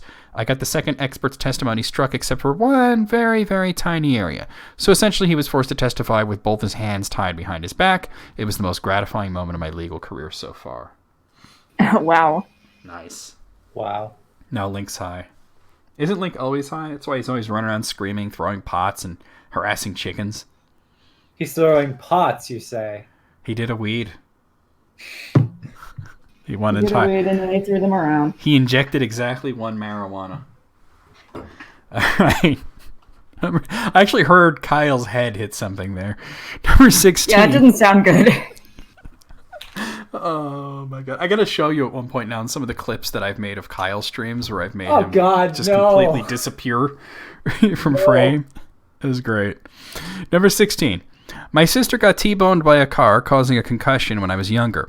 Long story short, we were in court with the judge who asked the driver if he had ever sped before. No, Your Honor, I never sped, was his reply. The judge asked him a couple more times if he was sure. He never sped. Ever? The driver was adamant that he had never sped and never had before. A few minutes later, my sister's lawyer gave the judge some paperwork. She read it and said to the driver, "It seems you have some past driving violations. Can you tell me what they're for?" He looked down. Speeding. The driver had to pay medical bills for my sister. Wow. Yeah. Okay, number 17. Wow, how many of these are there? Hold on a second. Let me just see. Oh, wow. Okay. There's a lot. There's a lot of these. Holy shit. And it's on 2 pages. How about we do this one? We'll go to like number 20 and then we'll leave the rest for next time. That sounds good to me. Yeah, because it's I got other lists to get to, and it's like, holy shit, there's tons of these. It goes to number 43 on the first page. Jesus Christ. Tree law. Okay.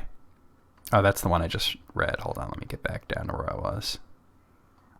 All right, I'm sorry, scrolled all over the place. Okay, number 17. I'm relatively junior, so I'm hoping to beat this one day. I defend professionals and brought a motion to dismiss a case on the basis that the plaintiff could not prove my client was negligent as she has not served the required expert evidence. As opposing counsel and I waited for a motion to be heard, we were sitting in the courtroom. The judge, who I did not know and who had not read our materials, wanted to talk to the parties of a short trial, which was to be heard after our motion was argued. That matter was also a professional negligence matter, and the plaintiffs had no expert support. The judge then spent 10 minutes explaining that he had practiced in professional negligence for many years and was well versed in the evidentiary requirements to prove the elements of professional negligence. In fact, he said, "I very rarely use the word impossible in this courtroom, but it is impossible for you to be successful without expert evidence." Our matter was then called, and I reveled in explaining to the judge that he was about to hear a motion to dismiss a professional negligence case on the basis that the plaintiff had no expert evidence. I won. Yeet. Yeet. We interrupt the stream to bring you the important announcement. Tanya ain't shit. Thank It's you. very important. It was a very... Holy shiitake mushrooms. Oh my. Okay, That was timely. It was an Amber Alert. It's okay, Gibbs. It's okay. I scared the crap out of my dog. Glad I don't hear that very often. Yeah, I don't hear that very often either. It's okay, Gibbsy. All right, number 18. Whew, that was the Tanya ain't shit alarm. That's what I'm saying. I need to make that a sound clip Oh now, my god. and I'll just play it on stream every single time someone says the name Tanya. Just set off an Amber Alert that says Tanya ain't shit. Oh my god. The shit alert. I'm a corporate lawyer, so I don't have cases to rest, but once opposing counsel was forcefully insisting that it was ridiculous for me to expect a certain provision in a contract we were negotiating, and I pointed out that this provision was standard in his own firm's contract forms, as I knew from several prior transactions I'd worked on across from them. Pretty exciting stuff. He took it in stride and said jokingly, "Well, of course it's fine when we ask for it." Yeah, I'm sure the judge went for that, right? Mm-hmm. Well, I should probably read what the alert actually said. Not that I have any ability to go out there and do anything about it, but I'm kind of curious. Oh, it's gone now. Okay, that's great. All right, number 19. I represented a company that was sued for breach of contract by a former independent contractor. Dude basically alleged that my client wasn't paying him correctly in accordance with that contract. During the deposition, the plaintiff admits that he never reviewed any documents to make sure his allegations were true, never reviewed his complaint before filing it to make sure the allegations in it were true, and had no idea whether or not my client actually failed to pay him in accordance with the contract. Basically, he tells me that he was suing my client because he didn't think their agreement was fair, even though he agreed to the terms when he signed the contract. The kicker is that he admitted that he owed my client money. At arbitration, he tries to flip his story and starts giving testimony that is the exact opposite of his deposition, so I whip out his transcript and undermine his testimony bit by bit. Needless to say, I won that case. Jeez. Nice. God damn it, Mark. Yep. And number 20, this is where we're going to end it. I was on the losing end of this one. I was representing a pro bono defendant who was attempting to regain custody of her children. The family division attorney was laying out his case to the judge for why my client wasn't ready, and his final point was that my client had refused emotional counseling to avoid violent fits of rage that she had inflicted on her children. On cue, my client jumps up screaming a stream of really vile obscenities at the judge, because that'll get your kids back.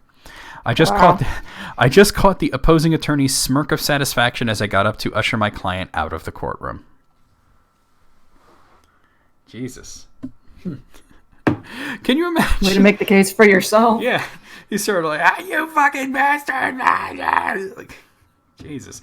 All right, well, we'll continue this list on the next episode because it goes on for quite a while, and I find it to be fascinating, but... It's interesting, but it's also episode sometimes... of the list critics.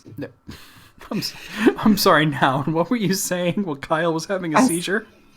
I know. It's really fascinating, but it's also sometimes difficult to follow all the legalese. That is true. There is an element of that. Some of them are a little more guilty of that than others. But out of 20, I'm gonna give it an 18. What do you guys say?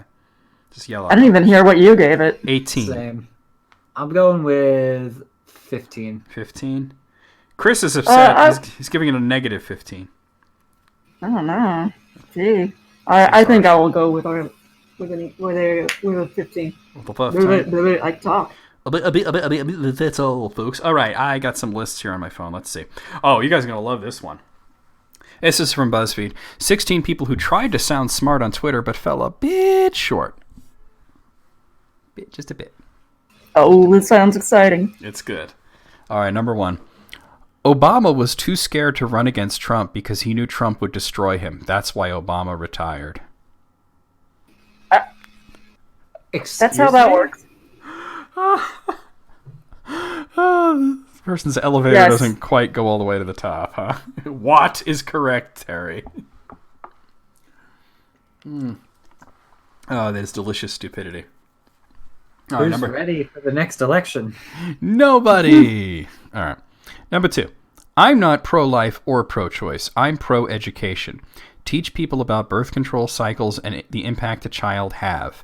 And teach about the pros and cons of having a baby and abortion. Neither is easy. Let women decide, but at least make it an informed choice. And then the next person points out the obvious point. That's pro-choice, dumbass.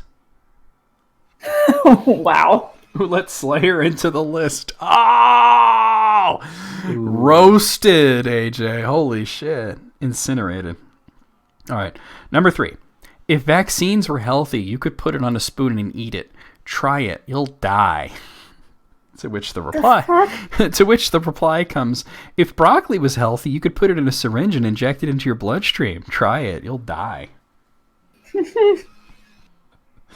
Oh, God. Intravenous broccoli. Number 4. Bernie Sanders should be forced to give away 90% of his birthday cake. Hashtag happy birthday, Bernie. And here comes the obvious reply. This is how birthday cakes work when you have friends. Well, okay. It's true, right? I mean... Yep. Yeah. Oh, I give away 100% of my cakes because I don't like cake. You don't like cake? Nope. Then why do you have a birthday? Wait, hold on. Then why have a birthday cake? Why not just have some for sort everybody else? Because people buy me things and I'm like, thanks. I don't really like cake, but I will share it with my friends. Okay, there you go. So I was gonna say, eat an entire birthday pizza though. I was gonna say, yeah, you love pizza. Why not have birthday pizza? All right, this one starts with Marco Rubio. This is the first one to not be redacted. This is actually Marco Rubio says. Today, another transformer explosion at the German dam in Bolivar State caused another massive blackout. Now here's the reply. Senator Marco Rubio, an important transformer exploded in Bolivar, and that, in part, again collapsed the Venezuelan electric system. However, it was not in a dam, much less German. My name is German Dam. I am one of the journalists who published the information. Yikes. That was Rubio's brain leaking out of his head. Wow. Number 6.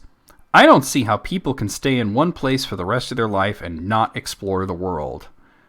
And here comes the reply. Poverty.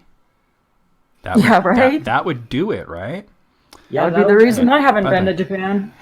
Terry says, fuck Marco Rubio, to which I reply, no you. No you. I don't want to do that. Okay, number 7. This starts with a Fox 29. I guess they're like a local news station. Officials. Trick-or-treaters beware marijuana candy edibles. And then Ghoul Dad Julia replies with, absolutely no one on the planet will give away their edibles for free to your children. Please grow up. That's probably true. The shits are probably Very expensive, true. right? I mean, it's drugs. You don't just give drugs away. I mean, some dumbass will do it, but no dumbass would Not do on it purpose. on Halloween on purpose. Yeah. Number 8. Found this at the bottom of my delivery receipt. Thank you, whoever this was. And it says, delivery instructions. Pretty sure this is the Vine guy that does awesome impressions. Here comes the reply. I swear the delivery instructions are put by whoever orders, though? Exposed. Exposed. Number 9. So this is a tweet from the Daily Caller, and the headline is, Millennials are so helpful... let's try that again. Millennials are so helpless, they're taking adulting classes to learn how to do things like sew a button. And Matt Pat here says, you had a few typos. I fixed it. Millennials are so motivated, they're taking classes to learn the skills older generations failed to teach them. Ha! Yeah, the pig thing. It's true. Yeah. Okay, number 10. If you use facial recognition for anything, the government has your face. Lol. And the reply comes, wait until you find out about driver licenses.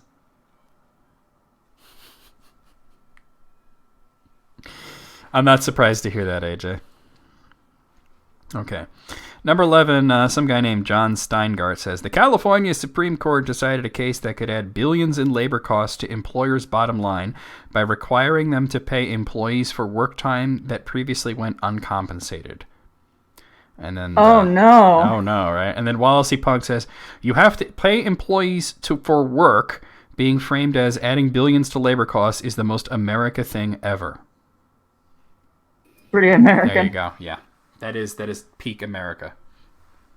All right, number 12, Monica Crowley, and if you guys don't know who she is, she's one of Trump's people. Posts a picture of her. It says, at the Berlin Wall last week. Wall's work. And the reply, you know what happened to the Berlin Wall, right? Oh, Jesus Christ. Jesus, you had to bring that up. Number 13, this one starts with Bernie Sanders. The investors of insulin sold the patent for $1. A vial costs about $5 to make. Yet people with diabetes are dying because drug corporations charge as much as $540 per vial in the United States. That level of greed is criminal. It will end when we are in the White House. And then this asshole replies, if it is $450 US, do not buy. I do not understand what the problem is. Oh my god. Do they not know what diabetes is, or like what? Oh my god. That's crazy. All right. Here's one from The Sun, another rag. Snowflake students claim Frankenstein's monster was misunderstood and is in fact a victim. And the reply, but that's the book. That's what the book is about. I mean, that literally is what Frankenstein is about, so that's amazing. Number 15. Well, there's quite a thread here. So the first person says, either this is a really good thing. This is a string of YouTube comments, by the way. Either this is a really good thing or it's calm before the storm. And then some other asshole says, did you really have to reference Fortnite there? And then some other person says, what part of this is a Fortnite reference at all? And then asshole number 2 says, the storm. And then asshole number 3 says, I hope you realize calm before the storm is a common saying and nowhere close to a Fortnite reference. That reminds me. I was waiting for that. Of a comment I made in a video once where you guys ever heard of a game? It was on GameCube. I think it was a PC version too. It was Jedi Knight 2 Jedi Outcast. Have you ever heard of that game? Yes, no, maybe so. No. I don't think I've heard of it. It's a Star Wars game, obviously. It's like a first-person shooter. It's not a very good game, and the problem that I had with it was that the graphics are so fucking dark that you can't see where you're going. So I did this video on it, and I'm just like trying to play it, but I can't see where the fuck I'm going. And I made a reference where I said, it's like, how much more black could it be? And the answer is none. None more black. And somebody said, Did you get that from Angry Video Game Nerd? And I'm like, no. Oh, for God's sake. Me and him both got it from This Is Spinal Tap, you fucking ignorant asshole. Holy You know, Jesus. I actually discovered that if you sometimes play remasters, or if you play the original copy of a game with a system that has like an HDMI adapter, it somehow brightens up the console. Like Pepsi Man, for example, there are some levels that are really dark, but when you use HDMI, it's a lot brighter. You didn't bring up Pepsi Man. How can I not bring up Pepsi Man? I mean, I was playing this on an actual GameCube, so. Right. All right. Like, as I found, if you use an adapter, it brightens it up. I've been told that the PC version of that game looks better, but probably the reason the PC version of the game looks better is probably because you could adjust the brightness. Probably. Yeah. All right. But yeah, it's like if you ever watch, there's 3 movies to watch. There's This Is Spinal Tap, American Movie, and It's a Mad, Mad, Mad, Mad, Mad, Mad World. If you watch those 3 movies, you will have heard 90% of the shit that AVGN says. It's shocking how much he quotes those movies. All right, number 16. Okay, so this is I have to tell you who this post is from because it's from Amtrak, California. Do not follow where the path may lead. Go instead where there is no path and leave a trail. Ralph Waldo Emerson. And then somebody replies, with all due respect, this is terrible advice for trains. I mean, yeah, that is awful advice for trains. They're not wrong. Okay, so out of 16, on a scale of stupidity, I got to give this a full ass 16. What do you guys say? 16. I mean, that was some of the dumbest shit I ever heard. All right. That was definitely some dumb shit. Okay. I like the Obama retiring one the most. He retired because he couldn't win against Trump. Yeah, that's Okay. how it works. I think this next one, we're all going to enjoy it, but I think Kyle will especially enjoy it because he is Mr. Pizza Guy over there. Excuse me? You love pizza. Yes, I do love Yeah. pizza. We have a Okay, couple so- of pizza guys yeah, here. It's true. Oh, thank you for the clip, Riddle. Faint, plain, Titan, permasmug. That makes sense. Okay, so this is 11 pizza delivery drivers share how customers got blacklisted. Can you imagine? Can you imagine My body is ready. being so shitty that the pizza place blacklists you? That's pretty bad. All right, so here's the first one. When I delivered pizza back in the day, a woman would pay for the pizza at the door with all change, and on more than one occasion, she would pay in almost all pennies. The problem was that she shorted the drivers by several dollars while doing this. Eventually, we had to tell her that we would not deliver pizza to her anymore because we don't have time to count over 1,000 pennies to make sure that she paid the full amount. That's Wow. crazy. I mean, how the hell does she have that many pennies? You can go to a bank anytime and be like, hey, can I have all this in pennies? And they'll do it. Yeah, but like, why would you do that? Like Because the you want to absolute suck. worst.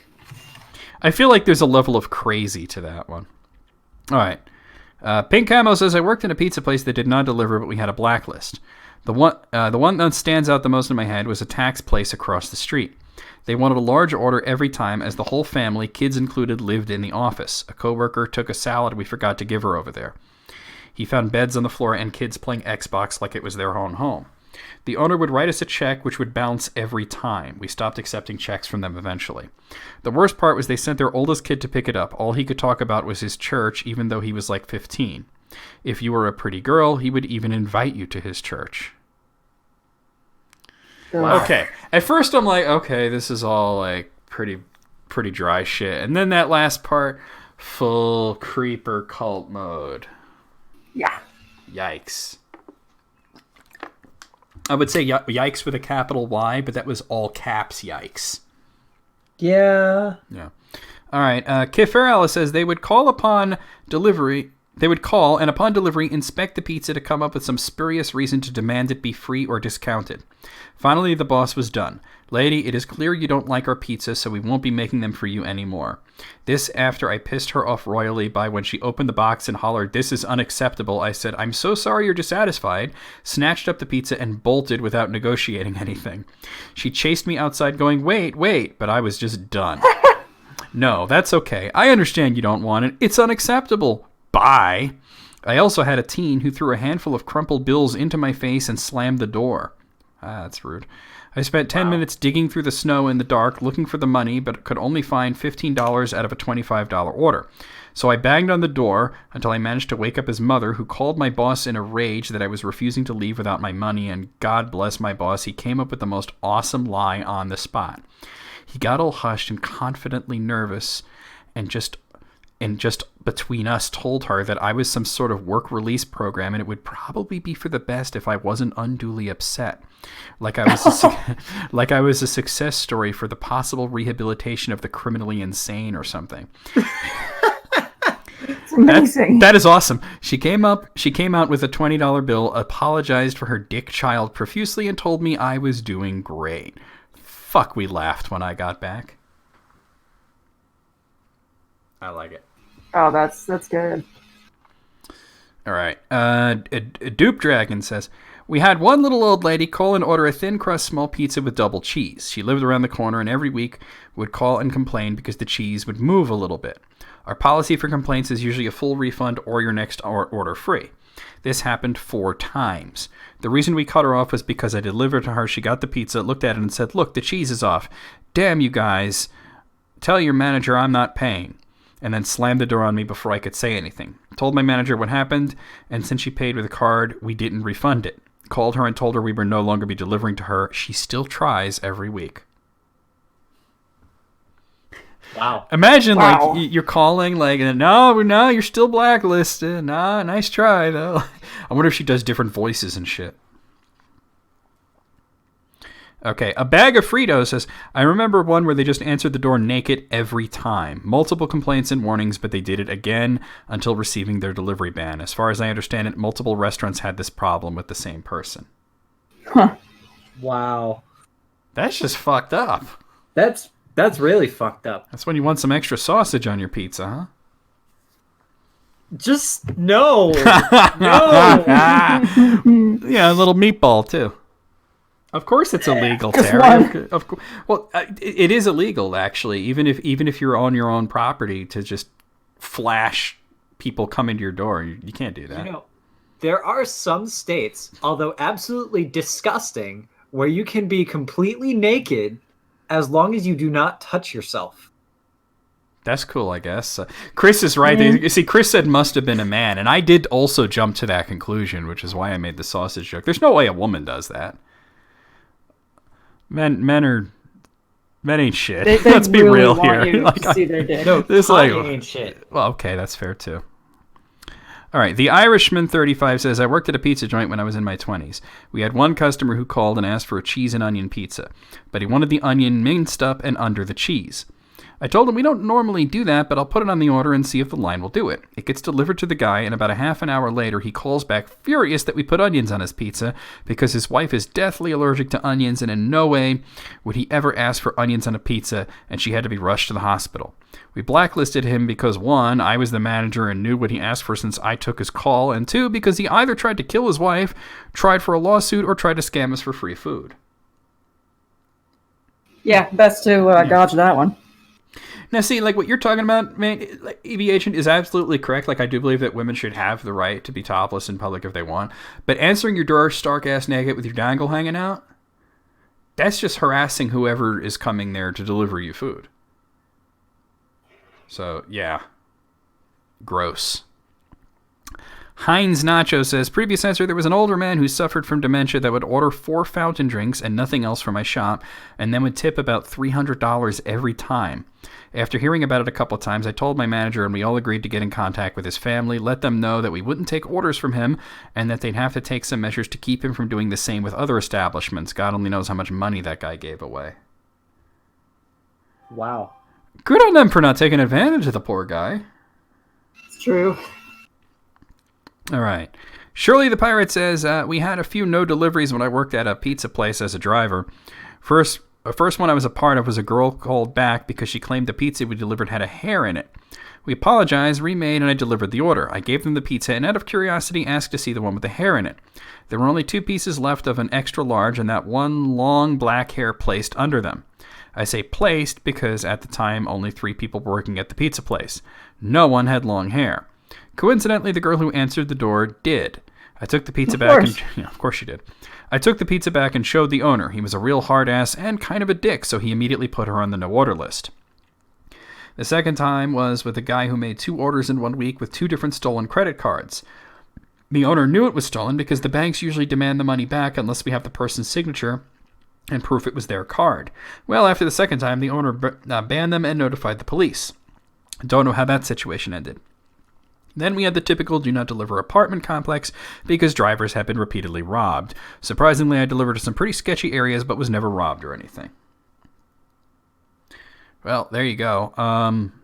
That was it. That was 11 pizza delivery drivers share how customers got blacklisted. I mean, it was an odyssey. We had Dick and Balls.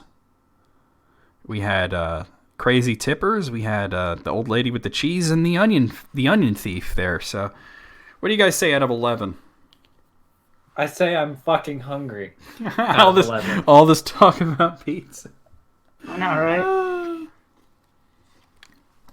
And EB Agent brings up a good point. Like if they didn't plant the hair there, they wouldn't have probably eaten the entire pizza like that.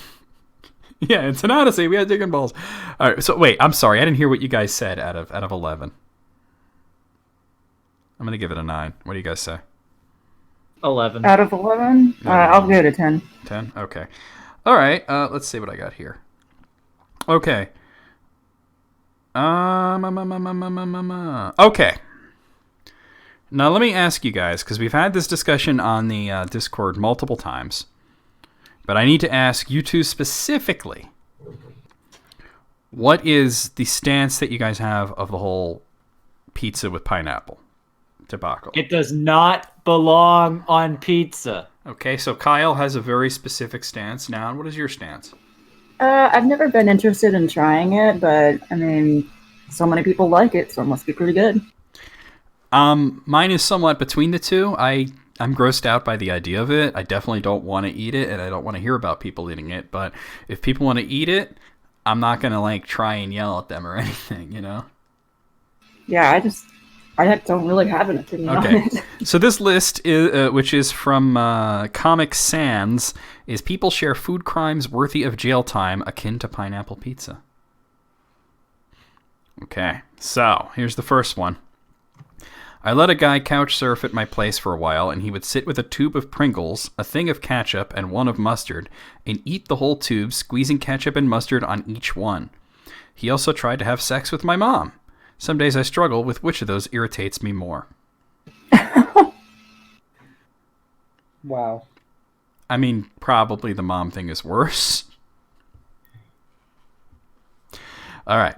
One time, my girlfriend ordered French toast topped with berries and whipped cream for brunch once. She has the diet of an 11-year-old. Instead of being topped with whipped cream, though, the kitchen mistakenly topped it with creamy horseradish sauce. What? No, Oh dear. I know, mistakes happen, not the crime, but when we communicated the issue to our server, he spoke with the chef, who then came out and spoke with us and apologized. It was a simple labeling mix-up in the kitchen. He corrected it. All good. Before he left, though, he kind of laughed to himself and said, "You know what's funny? We've had 4 other people order this morning, and you're the first to say anything about it," and then walk back to the kitchen. That means 4 people had French toast for brunch, topped with horseradish, ate it, and said nothing. They were just okay with it. Oh my god. I know what creamy horseradish sauce tastes like. I know what French toast tastes like. I know what berries taste like. But I can't imagine the horror of those 3 things together. Ew. That's just gross. Okay, I've been putting soy sauce on grapes. Is that one?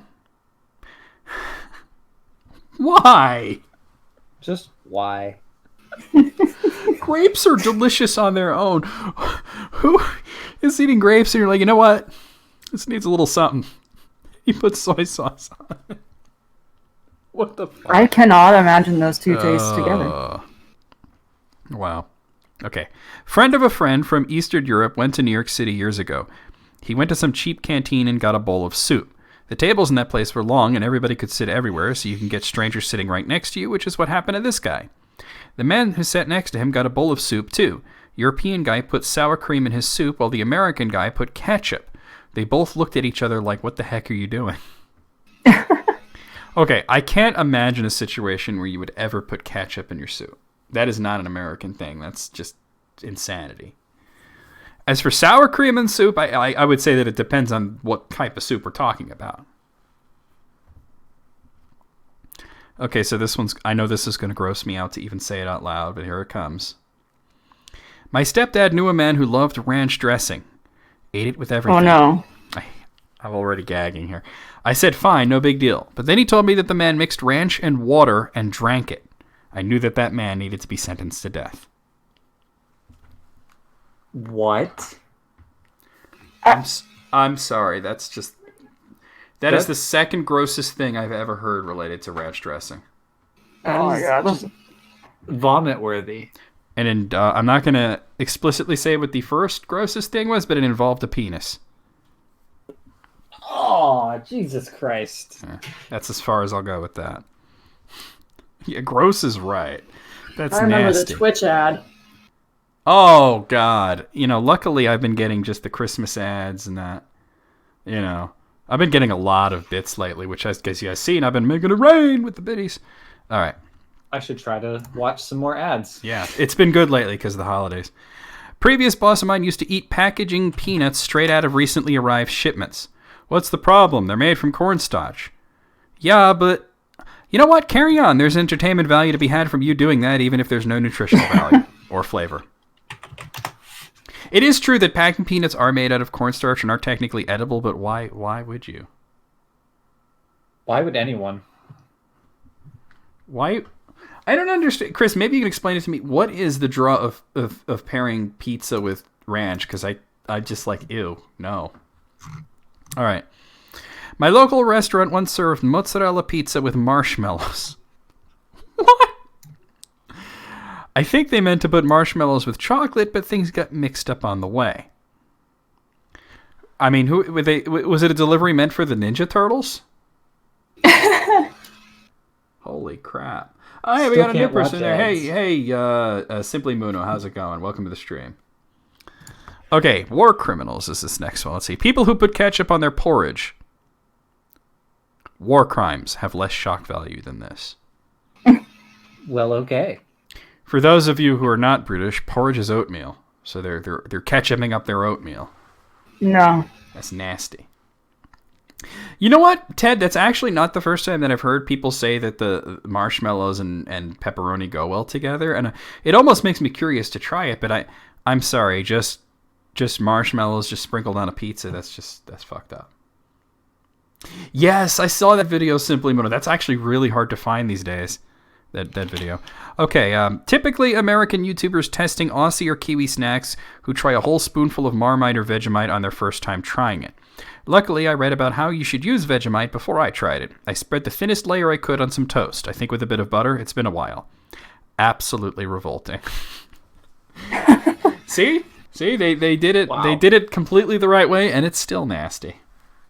And I just gotta say, Marmite, but Pa might not. Wait, say that again? Marmite, but Pa might not. Yeah. Jesse isn't here for today's episode, but you're channeling him. That's awful. All right. I once ordered dessert that was basically fried ice cream with Mexican chocolate sauce. That sounds good to me. The sauce was sort of tangy and odd, but it didn't taste bad with the ice cream, so I just ate about the entire thing. Where's this going to go? That's also about the time the kitchen caught their mistake and came out to apologize and let me know that they mixed up their chocolate sauce with barbecue sauce. The server and I both awkwardly looked at my nearly finished plate.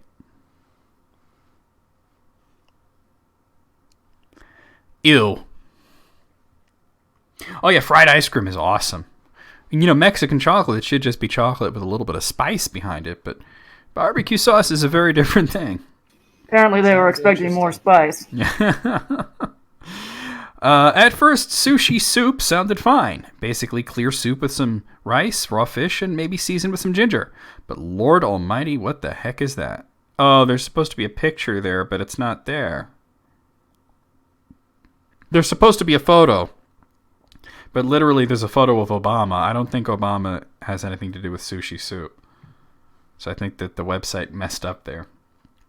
All right. I think that picture belongs with a different list. We Yeah, couldn't that's really what it know. sounds like. Yeah, that's supposed to be a wrong file name or something. I have an aunt that will always use sugar instead of salt in mashed potatoes. I think prison is the only option. Ew. Ew.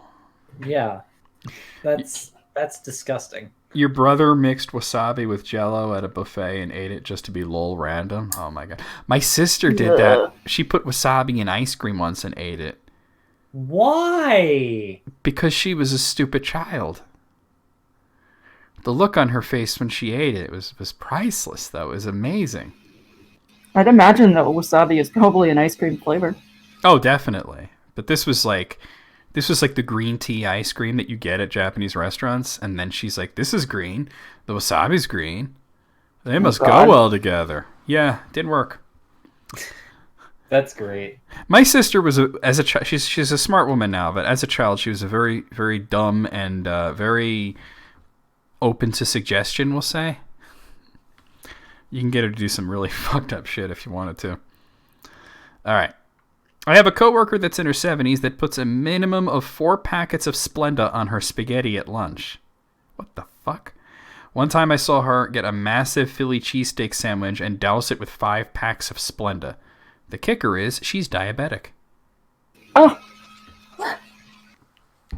Simply Muno, oh my god. They said that my grandma regularly puts sugar on a mayonnaise sandwich and cheese. First of all, the existence of a mayonnaise sandwich, the caucasity of that is mind-blowing. Oh, hey, Lykios, how's it going? Splenda is an artificial sweetener, Barrel. It's like sugar for people who don't want sugar or can't have sugar. For me, it was when my old roommate would eat an onion like it was an apple. Okay. Just biting into the motherfucker? Oh, I'm okay with that. Cereal plus water instead of milk. My mom told me repeatedly her family was poor when she was younger, so sometimes they couldn't afford milk and would just eat water on the stuff like cornflakes, and every time I'm like, you have the option to eat it dry. yeah. I would literally rather eat dry cereal than put water on it. I'm the same way. Yeah. I just have my cereal dry anyway. There you go. Yeah, but would you put water in it? Hell no. I don't put anything in my cereal. I knew a dude who did it with orange juice. I mean, that's more tolerable than water. That makes more sense to me. No, Yeah. it really doesn't when you think about like sugary cereal and the effect that orange juice has on your taste buds where you can't taste sweetness for a while. Okay, never mind then. Yeah. Sure. But when you add any kind of liquid to cereal, it just gets kind of soupy and soft and gross. So then when you add something that doesn't have Oh. flavor, it's just Depends on No. the cereal too. I mean, true. you didn't know that orange juice did that? Yeah. Try it out one day. Take a couple of swigs of orange juice, Terry, and then bite into like candy or whatever. It's gonna taste really fucking weird. Toothpaste actually does a very similar thing, which is why like anything sweet will taste weird after you. As a matter of fact, one of the biggest things is, and this happens to a lot of people in the morning, is orange juice tastes especially nasty after you've brushed your teeth because you literally can't taste the sweet part of the orange juice. Cereal is soup. Oh god, let's not start that debate. Okay, a German comedy show translated called Hidden Camera did that in a 5-star restaurant of a famous chef. Actors put ketchup on their expensive dinner and poured Coke in their even more expensive red wine while the chef was standing next to them. Dude was close to crying and losing his mind. It started a national outrage when the episode aired. That's actually really funny though. They're doing That it is as a good. joke, not because they think it's good. Pie is breakfast, but only if it's fruit pie. I would debate that any food is breakfast if you eat it for breakfast. So there you go. All right. Oreos dipped in orange juice. Wow, you win. That's... Ew. That's nasty. Okay. Making French fries out of cauliflower is okay if you want to. But telling me that I'm literally not going to be able to tell the difference between that and a potato, that's the crime. It's just insanity. I can tell, as can everyone else with working taste buds who pays even the slightest bit of attention.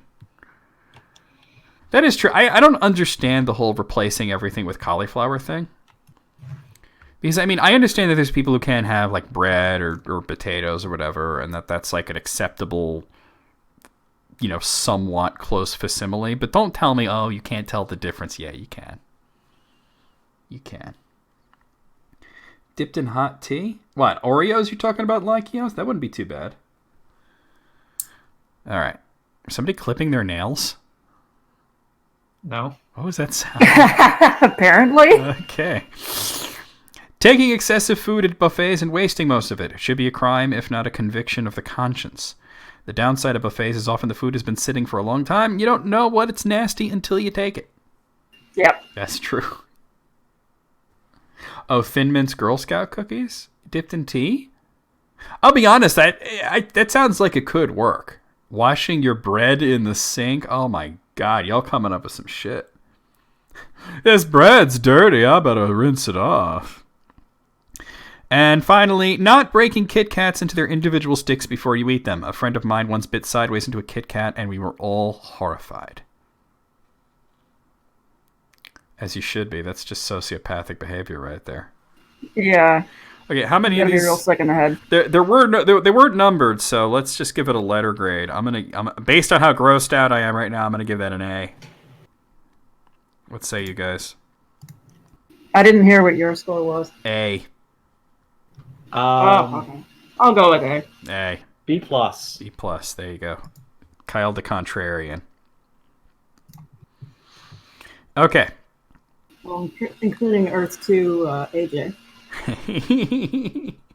Okay, yeah, that's true. Okay, so we're going to go with a list here from Board Panda. It's 53 of the best What Idiot Called It jokes. I don't know if you guys are familiar with this. It was a bit of a meme a while ago. If you don't understand it, you'll understand it immediately after I give you the first one. What idiot called it dad bod and not father figure? That's good, right? That's good. That's good, right? Kyle seems confused, though. Dad bod, father figure. Oh. Oh. Okay. What idiot called it a randomized clinical trial controlled with placebo and not trick or treatment? Oh my. I've got one of my own. That's good. Well, let's hear it then. What idiot called them pickup artists and not garbage men? Okay, wait, hold on. Pickup artists should be called garbage men, and garbage men should be called pickup artists. Yep, they need to switch Because jobs. they literally pick up things, right? And they're good at it. Okay. What idiot called it insomnia and not resisting arrest? That's fucking terrible. I love it. Okay. What idiot called it a vet instead of a dog tour? Okay, that one's not so good. Who called it your foot falling asleep and not comatose? You guys can't see it, but I'm rolling my eyes really hard. Yeah, too bad Jesse's not here, right? What idiot called it an injury lawyer and not a trip advisor? Wow. That's bad. What idiot called it car repair and not autocorrect? Oh, God. Okay. What idiot called it the toaster and not the tanning bread? Oh. Tanning bread. What idiot called it Paris Fashion Week instead of French dressing? I've got one. What idiot called it shit and not Tanya? Oh! Oh, damn! But wait, Tanya ain't shit. Damn it! That's paradoxical, but somehow still true. What idiot named it hereditary depression instead of blue jeans? God. Warp, warp, warp. What idiot called it a mirror and not a self-checkout? Yo. All right. What idiot called it a moon enthusiast and not a lunatic? Yes! I've never heard the term moon enthusiast before. I've heard of lunar cultists, but that's from a game. Yep. What idiot named them jet skis instead of motorcycles? Yes. Okay. What idiot named it the English Channel instead of the BBC? Oh my god. Listen here, you clever little shit. All right. My son just pitched me a Twitter joke. Why do we call it the sun instead of a space heater? Like to have him adopted, retweet to have him killed. And by the way, that one was tweeted by Ken Jennings, the Jeopardy guy. All right. What idiot called them crabs instead of sidewalks? Oh my god. What idiot called it jousting and not poker night? I like that one. What That's a good one. What idiot called him Alexander Graham Bell instead of the Lord of the Rings? Okay. Listen here, you little shit. Oh. Okay. What idiot called it Mufasa's image in the clouds and not symbolism? Oh god. What the fuck? That one wasn't even good. What idiot named it a mugshot and not a selfie? The sound of crickets there. Yeah. What idiot named it Jurassic World instead of Parks and Recs? Oh god. That's special. What idiot named it a bra instead of a booby trap? Over the shoulder boulder holder? Yeah, an over the shoulder boulder holder. What idiot called it the Bible and not Pray Pal? Just fuck all the way off with that one. Listen to what Manic has. What idiot called them gravels instead of law hammers? I think that one needs a little more time in the oven, Manic. What idiot called it a wall with Mexico and not Trump's borderline erection? I have the greatest erections. I'm the best at erections. We're gonna put a massive erection on the southern border. It's going to go up and up and up. It's going to be rock hard. It's going to be huge. It's gonna be huge. Oh my god. You're going to love my erection. Oh, all right. What idiot called it Pixar instead of Alt Disney? Well, shit. That one was weak. What idiot called it a diet instead of a lesson plan? Okay. That one's not bad. All right. What idiot called it a stepdad and not a faux pas? Now, see, there was that Data and Jordy comic. Yes, I was the one that posted that. Yeah, There you go. I like it better in that format. What idiot called it a penis and not a scrotum ball? Excuse me, what? Scrotum ball. Oh, I love Kyle. Like anytime anything gets even remotely raunchy. Excuse me, what? How dare you say this in my Christian Minecraft server? What idiot called them high heels instead of arch enemies? Oh my gosh, that's good. That's not even remotely true, Manic. A lot of that stuff you hear about Walt Disney was actually bullshit. You can also call them, instead of high heels, just high hells. High hells, there you go. What idiot called it phalloplasty and not Operation Nifty Package? Okay. What idiot called it the Iliad and not Troy Story? Oh my. That's a good one. What idiot named it chronic diarrhea and not reruns? Oh no. Reruns. What idiot called it a voodoo doll instead of an idle threat? Oh, that's a good one. I like it. What idiot called it ESPN Deportes instead of ESPenol?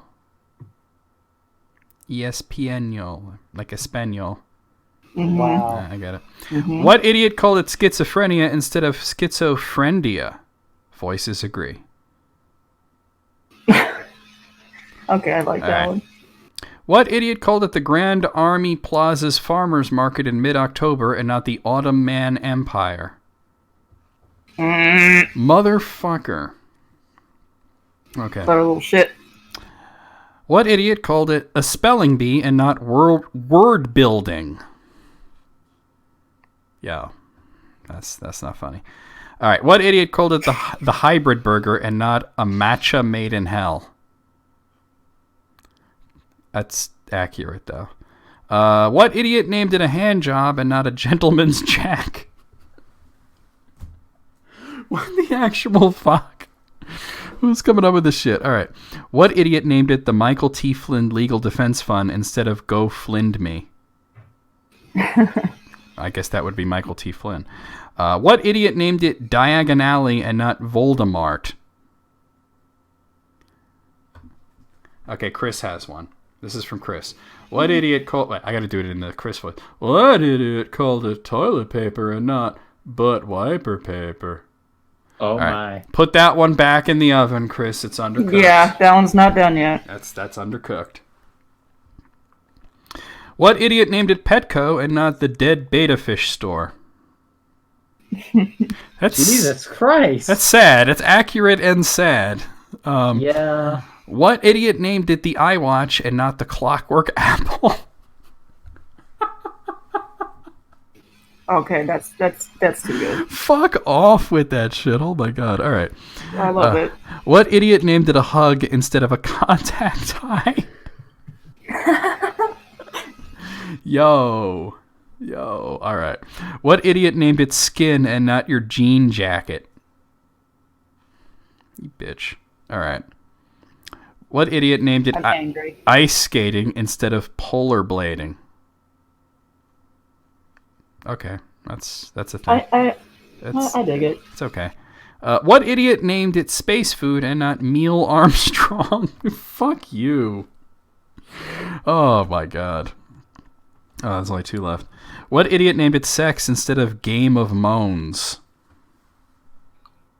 And there's also a Game of Bones. I mean, yeah, that would have been better, I think. And finally, what idiot named them diabetic foot ulcers and not diabetes? That's terrible. We went through that really fast. Yeah, well, I mean, they were all very, very quick and punchy. Out of 53... oh, shit. Riddle got a good one. What idiot called himself Peyton instead of a real name? You... Out of 53, that was amazing. I'm going to replace one of the bad ones on the list with riddles. 50 out of 53. What do you guys say? I'll go with 45. There are a few of them that are like, nah. 49. 49. Okay. I think we got time for like one more. Well, I know we have time for one more. Okay, this is 18 Amazon reviews that will supposedly make you laugh out loud. It's from BuzzFeed. So let's see. Here's the first one. This is a 1-star review. Split in the crotch. I was wearing these shorts around the house when a few friends stopped by. We were all sitting around watching TV when I reached a weird angle for the remote. The crotch seemed pulled apart and my scrotum came spilling out right in front of my friends. This was pretty embarrassing. Picture not attached. I mean, it's short, it's punchy, it's to the point. Mm-hmm. I mean, if you're unfortunate, yeah, it's very. I mean, if you buy a pair of shorts off of Amazon, and the first time you wear them, your sack drops like an egg yolk, I would say that's a 1-star review. Yep. Yeah, like EB said, my friend saw my balls. The end. All right, here's number 2. This is a 2-star review. It's for a giant beach ball. A fun way to ruin a weekend and blow $100. We took this ball to the beach. And after close to 2 hours to pump it up, we pushed it around for about 10 fun-filled minutes. That was when the wind picked it up and sent it hurtling down the beach at 40 knots. It destroyed everything in its path. Children screamed in terror at the giant inflatable monster that crushed their sandcastles. Grown men were knocked down trying to save their families. The faster we chased it, the faster it rolled. It was like it was mocking us. Eventually, we had to stop running after it because its path of injury and destruction was going to cost us a fortune in legal fees. Rumor has it can still be seen stalking innocent families on the Florida Panhandle. We lost it in South Carolina, so there is something to be said about its durability. $100 for a beach ball. It's a beach. Apparently a big one. It's a beach ball bigger than you. Like Okay, then. there is a fully grown was- man. There is a fully grown man in the picture next to the beach ball, and he doesn't quite come up to it. Yeah. Well, okay. It's gigantic. So that was a very entertaining story. I enjoyed that. Hi, Gibbsy that Noodle. was great. Hi, Gibbsy. Oh, Gibbs is coming up to give me kisses. Okay, thank you. Now you can get down. Okay. I got the kisses. You can get down. Good boy. All right. Number 3. This is a 5-star review. It says, just look at me now. Got my fiddler's cap. Fits perfect. I just love it. Very comfortable and good looking. My new favorite hat of all time. Anchors away, matey. This picture, this guy's like 70 years old, and he's like happy as a fucking clam. Sounds like he loves his hat. Yeah, that's a very wholesome one after the beach ball of doom. It's touching. Okay, number 4. This is on Amazon Prime. The question says, is I order my stuff on Wendy, when will it come? That's literally the way this person spelled that. Day. Answer. If you order on Wendy, you may get your stuff on Trudy or maybe Freddy. Hope that helps. Ask stupid questions, get stupid answers, right? Yep. Except that was a very helpful answer. I hope the person who understood it, right? Okay, so this is, I don't know why they sell caskets like coffins on Amazon, or why people would review them, but Taylor here gave it a 4-star review, or 5-star review. No complaints from Grandpa. Oh, jeez. Oh my god. It's on sale, too, in case you were wondering. Jesus. All right. Shit. Yeah, well, yeah, they do sell everything on Amazon. Okay, number 6. This is a 1-star review. Very disappointed. Very disappointing. We named ours Bob. It doesn't say what this is for, by the way. I guess we'll have to figure it out. We named ours Bob, and let me tell you, he wasn't the hard-working man I was hoping for. Bob spent most of his employment driving from one random side of the house to the other like a junkie looking for his next fix. Oh, I think it's a robot vacuum cleaner. It's a Roomba. Yeah. His actual cleaning was minimal at best, and he couldn't find his docking station to save his life. In the week I had Bob, he never finished a cleaning cycle. One day while at work, the app texted me to say Bob needed my assistance because he was stuck on a cliff. Worried for Bob's safety, I came home to find him passed out in the middle of the dining room rug. That night, the family said goodbye to Bob once and for all. I feel so bad for Bob. I mean, we have a, not a Roomba, but it's very similar. It's called a D-Bot, and that thing works pretty goddamn well, but you got to kind of train it for a while. All right, that was a funny review, though. Okay, so this is a screenshot of several reviews for dog bones, okay? So the first one, these are all very short reviews. The first one's 5 stars, my dog loves them. The second review, 5 stars, dogs love these chews, not too big either. Third person, 5 stars, the dogs love them. And the last person, 2 stars. Dear AKC, your long-lasting bone lasted all of 5 minutes. If that's your idea of long-lasting bone, then I feel sorry for your wife. Oh. Oh. She. Damn. Wrecked. Okay. Damn, the whole family felt that one. Yeah. That was incineration right there. Okay, so this is for a literal 55-gallon drum of lubricant from Passion Lubes. 55 A gallons? 55-gallon drum of Passion Lube. Why? And this person gave it 4 stars. They said it's almost too effective. As UPS discreetly unloaded my 55-gallon drum, the driver accidentally spilled it onto my driveway. Any amount of cars can now fit into the garage. Nice! Oh, damn, that is a lot of lube. Like, I am sorry, but who would need that much? Holy shit. Well, okay. Broke Muno. Yeah. So apparently, Amazon sells literally half of a keyboard. And this person gave it a 5-star review. And they must have been typing on their half of a keyboard. It's only the left half. A great bard. Das Bard is var God. I've tried it for 2 weeks and it works great. I recommend it to all Agazad watches. 5 stars. Amazing. I mean, when you only have half the keyboard, right?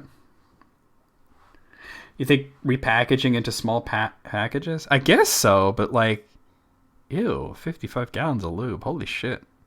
I'm thinking slip and slide. All right. Or Slip Slide Garage. Number 10. Okay, this is it says The Beef, and it's a 5-star review. Be sure you okay. It's it's for a pack of 60 condoms. So I guess this goes with the 55-gallon lube. Be sure you really need 60 condoms before you buy 60 condoms. So these are some great condoms, right? But I'm just here to give you some life advice. I bought these back when I was in a relationship with someone way out of my league. I figured after how long we had been together, I should start buying protection in bulk, right?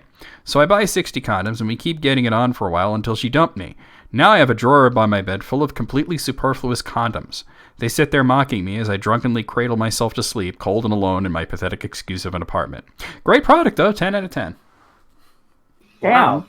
Poor guy. That's Jesus. Throw out the condoms. I just want to point out that his username on Amazon is The Beef. So that might have to do with why his girlfriend left him. Just saying. It could be. Yeah. Maybe. Yeah. Okay, so this is for a product called Crafting with Cat Hair. Cute handcrafts to make with your cat. I'm freaked out by that, but okay. This person gave it 5 stars, says, worked like a charm. I purchased this book as I was tired of people sitting too near me on public transport. Oh, nice. Hey, Gift EBH, sub. thank you for giving that gift sub to Lykios. That is your 20th gift sub. You're absolutely on fire. Lykios, enjoy your emotes for the next 30 days. The beef, too bad she turned vegetarian. Oh, Terry. Damn. Oh, okay.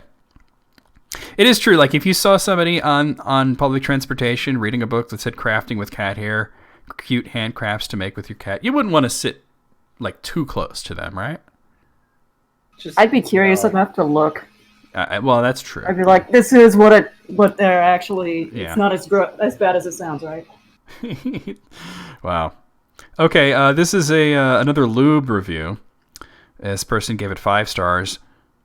Good lube. It's lube, not much more to say. Sometimes I like covering my body in it and pretend to be a slug while sliding around in my bathroom. Ew. Oh, I mean, Stop giving me ideas. I ain't gonna kink shame. By the way, the specific brand of lube that they're, well, not the brand, but the flavor, believe it or not, of lube, it says tasteless. Interesting. Okay. As a very confused customer reviewing a book, How to Poo on a Date, The Lover's Guide to Toilet Etiquette. That's an actual book that's being sold on Amazon. They gave it 2 stars. It says, I am somewhat disappointed. Despite reading this book cover to cover, my date still refuses to let me poo on her. I think you need to go to Craigslist, sir. Oh my. Yeah. Wow. Okay, number 14. This is for something called Go Green Baby. Okay. It's a Power Ranger costume they're reviewing. They gave it 5 stars. This costume right here, son, is baller level. Like, you've not even prepared for the level of baller you will be elevated to when you put this costume on. You're going to want to start fighting monsters and playing flutes to summon Zords while you're looking FAF in this. You're going to be teleporting to Zordon and Alpha 5 so you can chill with them up in the secret Power Ranger base. The only complaint I have is that it does not come with Tommy's pimp status ponytail, but a real player can just sprout that bad boy. Honestly, that ponytail... Honestly, that ponytail might even be too much because an amateur player might not be able to handle the amount of pink rangers that would be flocking to your fine-looking self in this costume. So, in conclusion, if you're looking for a Power Ranger costume and you don't want to be basic and on that red or blue bullshit, you go green, baby. It was a very enthusiastic review. Wow. Also, did he only mention Pink Ranger? Because I'm pretty sure Yellow was also a lady. He also said blue. Yeah, but he said I blue, meant like red or Pink blue was the Ranger all basic. over, yeah. Oh wait, yeah, Yeah. never mind. Well, I mean, I guess it depends on which iteration of Power Rangers, because I know there's been yellow ones that were guys. Oh. They are referring But- to Mighty Morphin because they said Tommy. Oh, okay. See, I wouldn't know this. You're the expert, I guess. All right. So this is a review of a gigantic teddy bear. And the title of the review is It's All Ogre Now. Oh. I feel like something horrible happened to my bear before it got shipped. Basically, this is what I would imagine the outcome to be if Shrek got a hold of the bear and then proceeded to a vigorous night of 50 Shades of Grey lovemaking. The bear looks traumatized, and for good reason. Wow. Shrek is love, Shrek is life. I knew you were going to say that. I mean, they started with It's All Ogre now, so I pretty much had to say it. I was tempted to say it, but I'm like, nah, Necker's going to say it. Yeah, see? You could have said it, though. It would have been fine if you said it. Didn't want to snipe you. Okay. So this next one is a review of a cookie cutter. It's supposed to look like a rainbow floating into a pot of gold. But I'll be honest, at first glance, it looks like a flaccid penis. So there's 2 different reviews here. This one gives it 3 stars. It says, no matter what I did, I couldn't get the cookie dough to rise. My wife said, oh, honey, it's okay. It happens to all bakers now and then, which, was nice of her to say. Still, I feel kind of deflated. And then this other person gave it 5 stars and said, I'm not sure why so many reviews are complaining about the size of this product and it being too big. 5 inches by 3 3/4 inches seems about average to me. So everyone's in on the joke there. Okay. All right, and here's the last one. And what is this of?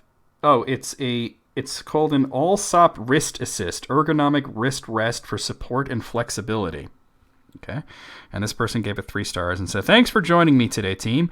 We need to come up with the packaging designed for our ergonomic wrist rest. What is our target market? Primarily people with weak or injured wrists. I would expect a large amount of them to have arthritis. Okay, shall we wrap it in plastic and cardboard and make it impossible to open? Yes, ideal. Use all the glue. How much glue? Every last drop we have. Make those limp-wristed weaklings suffer. That's fair. That's fair. Yeah. It's like a, I think I even posted this on Facebook. It was like a picture I saw of a pair of scissors that were in plastic packaging, and the instructions to open set to use scissors to open the packaging. And I'm like, God damn it, Chet. If I had scissors, I wouldn't be buying the motherfuckers now, would I? There was a time when I bought something because I needed them for, actually, if I remember correctly, I bought goggles before a pool party when I was like 12. Okay. And I didn't have scissors on me. So I bought scissors, but you needed scissors to open the fucking scissors. So it's real. Yeah. This shit Oh, yeah. is real. Like, because I was just like flabbergasted. Like, why? Like, are you fucking simple? Whoever came up with the scissor packaging? Like, it should be something you just open up and there you have scissors. Yep. I mean, exclamation mom was able to rip the scissors open and then use the scissors to get the rest finish opening the scissors. Oh my god. That's... Yeah, actually, the internet comedian Thomas Sanders did a really funny little skit on that. I love the way that when you say internet comedian, your name drips with like your voice. I'm sorry, your voice No drips school with tomorrow. all What? the sarcasm. Flower, are you serious? I only mean that because, or I only do that because it's like it just sounds silly, even It though he is does. a really funny comedian. It does. Yeah. I mean, I guess He's any really entertaining. comedian's an internet comedian, right? These days. Yeah. You know what's bullshit? Oh, that me and Kyle did that together in perfect sync. That was it. Perfect. All right, guys. Somebody clip that. Please do. Please clippy the clip. Okay, guys, thanks so much for coming by. We're going to be ending the stream in just a moment. But first, I'm going to go over the schedule, and then we're going to do a raid. So especially for the new people here, please stick around for the raid. We end every stream by raiding somebody else, and it really helps if we can raid with a nice big party, and you guys make lots of noise as you go into the next channel. You don't have to stay for long. Just say hi, leave quietly, whatever. But please stick around, at least for the raid. Let me go over the schedule for you guys. So tomorrow, I'm going to be streaming in the afternoon. Starting at 1 p.m., we're going to be doing Fatal Fury 2. Hopefully, we'll be finishing up that. Tuesday night, 8 p.m., we're going to continue with Ys 4, The Dawn of Ys on the TurboGrafx. Wednesday afternoon, starting at 1 p.m., more Skyrim. Gotta love that Skyrim. Thursday night at 8 p.m., we're going to be continuing with Illusion of Gaia. Oh, thank you for the clip, EV Agent. You know what's bull sync? I love the title. And wait, what's the URL? Dirty Dignified Finch, Ceiling Cat. Ceiling Cat has been watching us this whole time. Skyrimming, that's right. Friday afternoon is going to be more Skyrim. I schedule it for 2 p.m., but you guys know on Fridays, if I'm feeling up to it, I like to start early. So keep an eye on the Discord. If you're not part of the Discord, I'm sure somebody's about to post a link there. Thank you, Kyle. And then Saturday night, Saturday the 7th, that's my birthday. So we're going to have a birthday stream. It's going to be at 8 p.m., although I haven't decided what I'll actually be streaming. So keep an eye on the Discord for an announcement on that as well. Who wants a Skyrim job? You can all celebrate me making 39 trips around the sun on Saturday night. So anyway, let's see where we're gonna send you guys, who we're gonna raid, and as we go into the raid, if you're a subscriber, use your emojis, make lots of noise, say oof, oof, oof, honk, honk, honk, yeet, blat, unf, toot, make it so. I guess we're raiding Pictobean because she's the only one online right now. So I don't really have a choice in the matter. She's currently playing Pokemon Sword or Shield, not sure exactly which one. I think she's on Team Grookey, which is kind of disappointing. But oh well. Let's raid Pictobeam. I haven't raided her in a bit because she just hasn't been streaming as often. What team are you on? Well, I don't have the game, but if I did, it would sobble all the way, bitch. Fuck yeah! I mean, come on. My little sad little water boy there, you know? Yes. Plus, I've gotten to use Into Leon in Pokemon Showdown, and he's pretty fucking beast. Scorbunny's also cool. I want... You know, like a sequel to Detective Pikachu, except it's Scorbunny, and he's voiced by Vinnie Jones, and it's rated R. Like, oh, come here, I'll give you a fucking good kicking. Come on here, you don't have enough fucking badges to be yelling at me like that. I need this in my life. Wouldn't that be amazing? You don't have enough fucking badges to be telling me what to do. I only know one move, and it's giving someone a fucking good kicking. Kick in the dick, exactly. All right, we're heading over to Picto's channel. I'll see you guys at Picto's channel. I'll see you guys in the Discord. I'll see you guys tomorrow for some Fatal Fury 2 action. I'll see you around in general. Yeet! Thanks for coming out and watching. Yeet. I have to wait a few seconds before I hit raid now because I notice when people do raids, they always get cut off in the middle of saying something.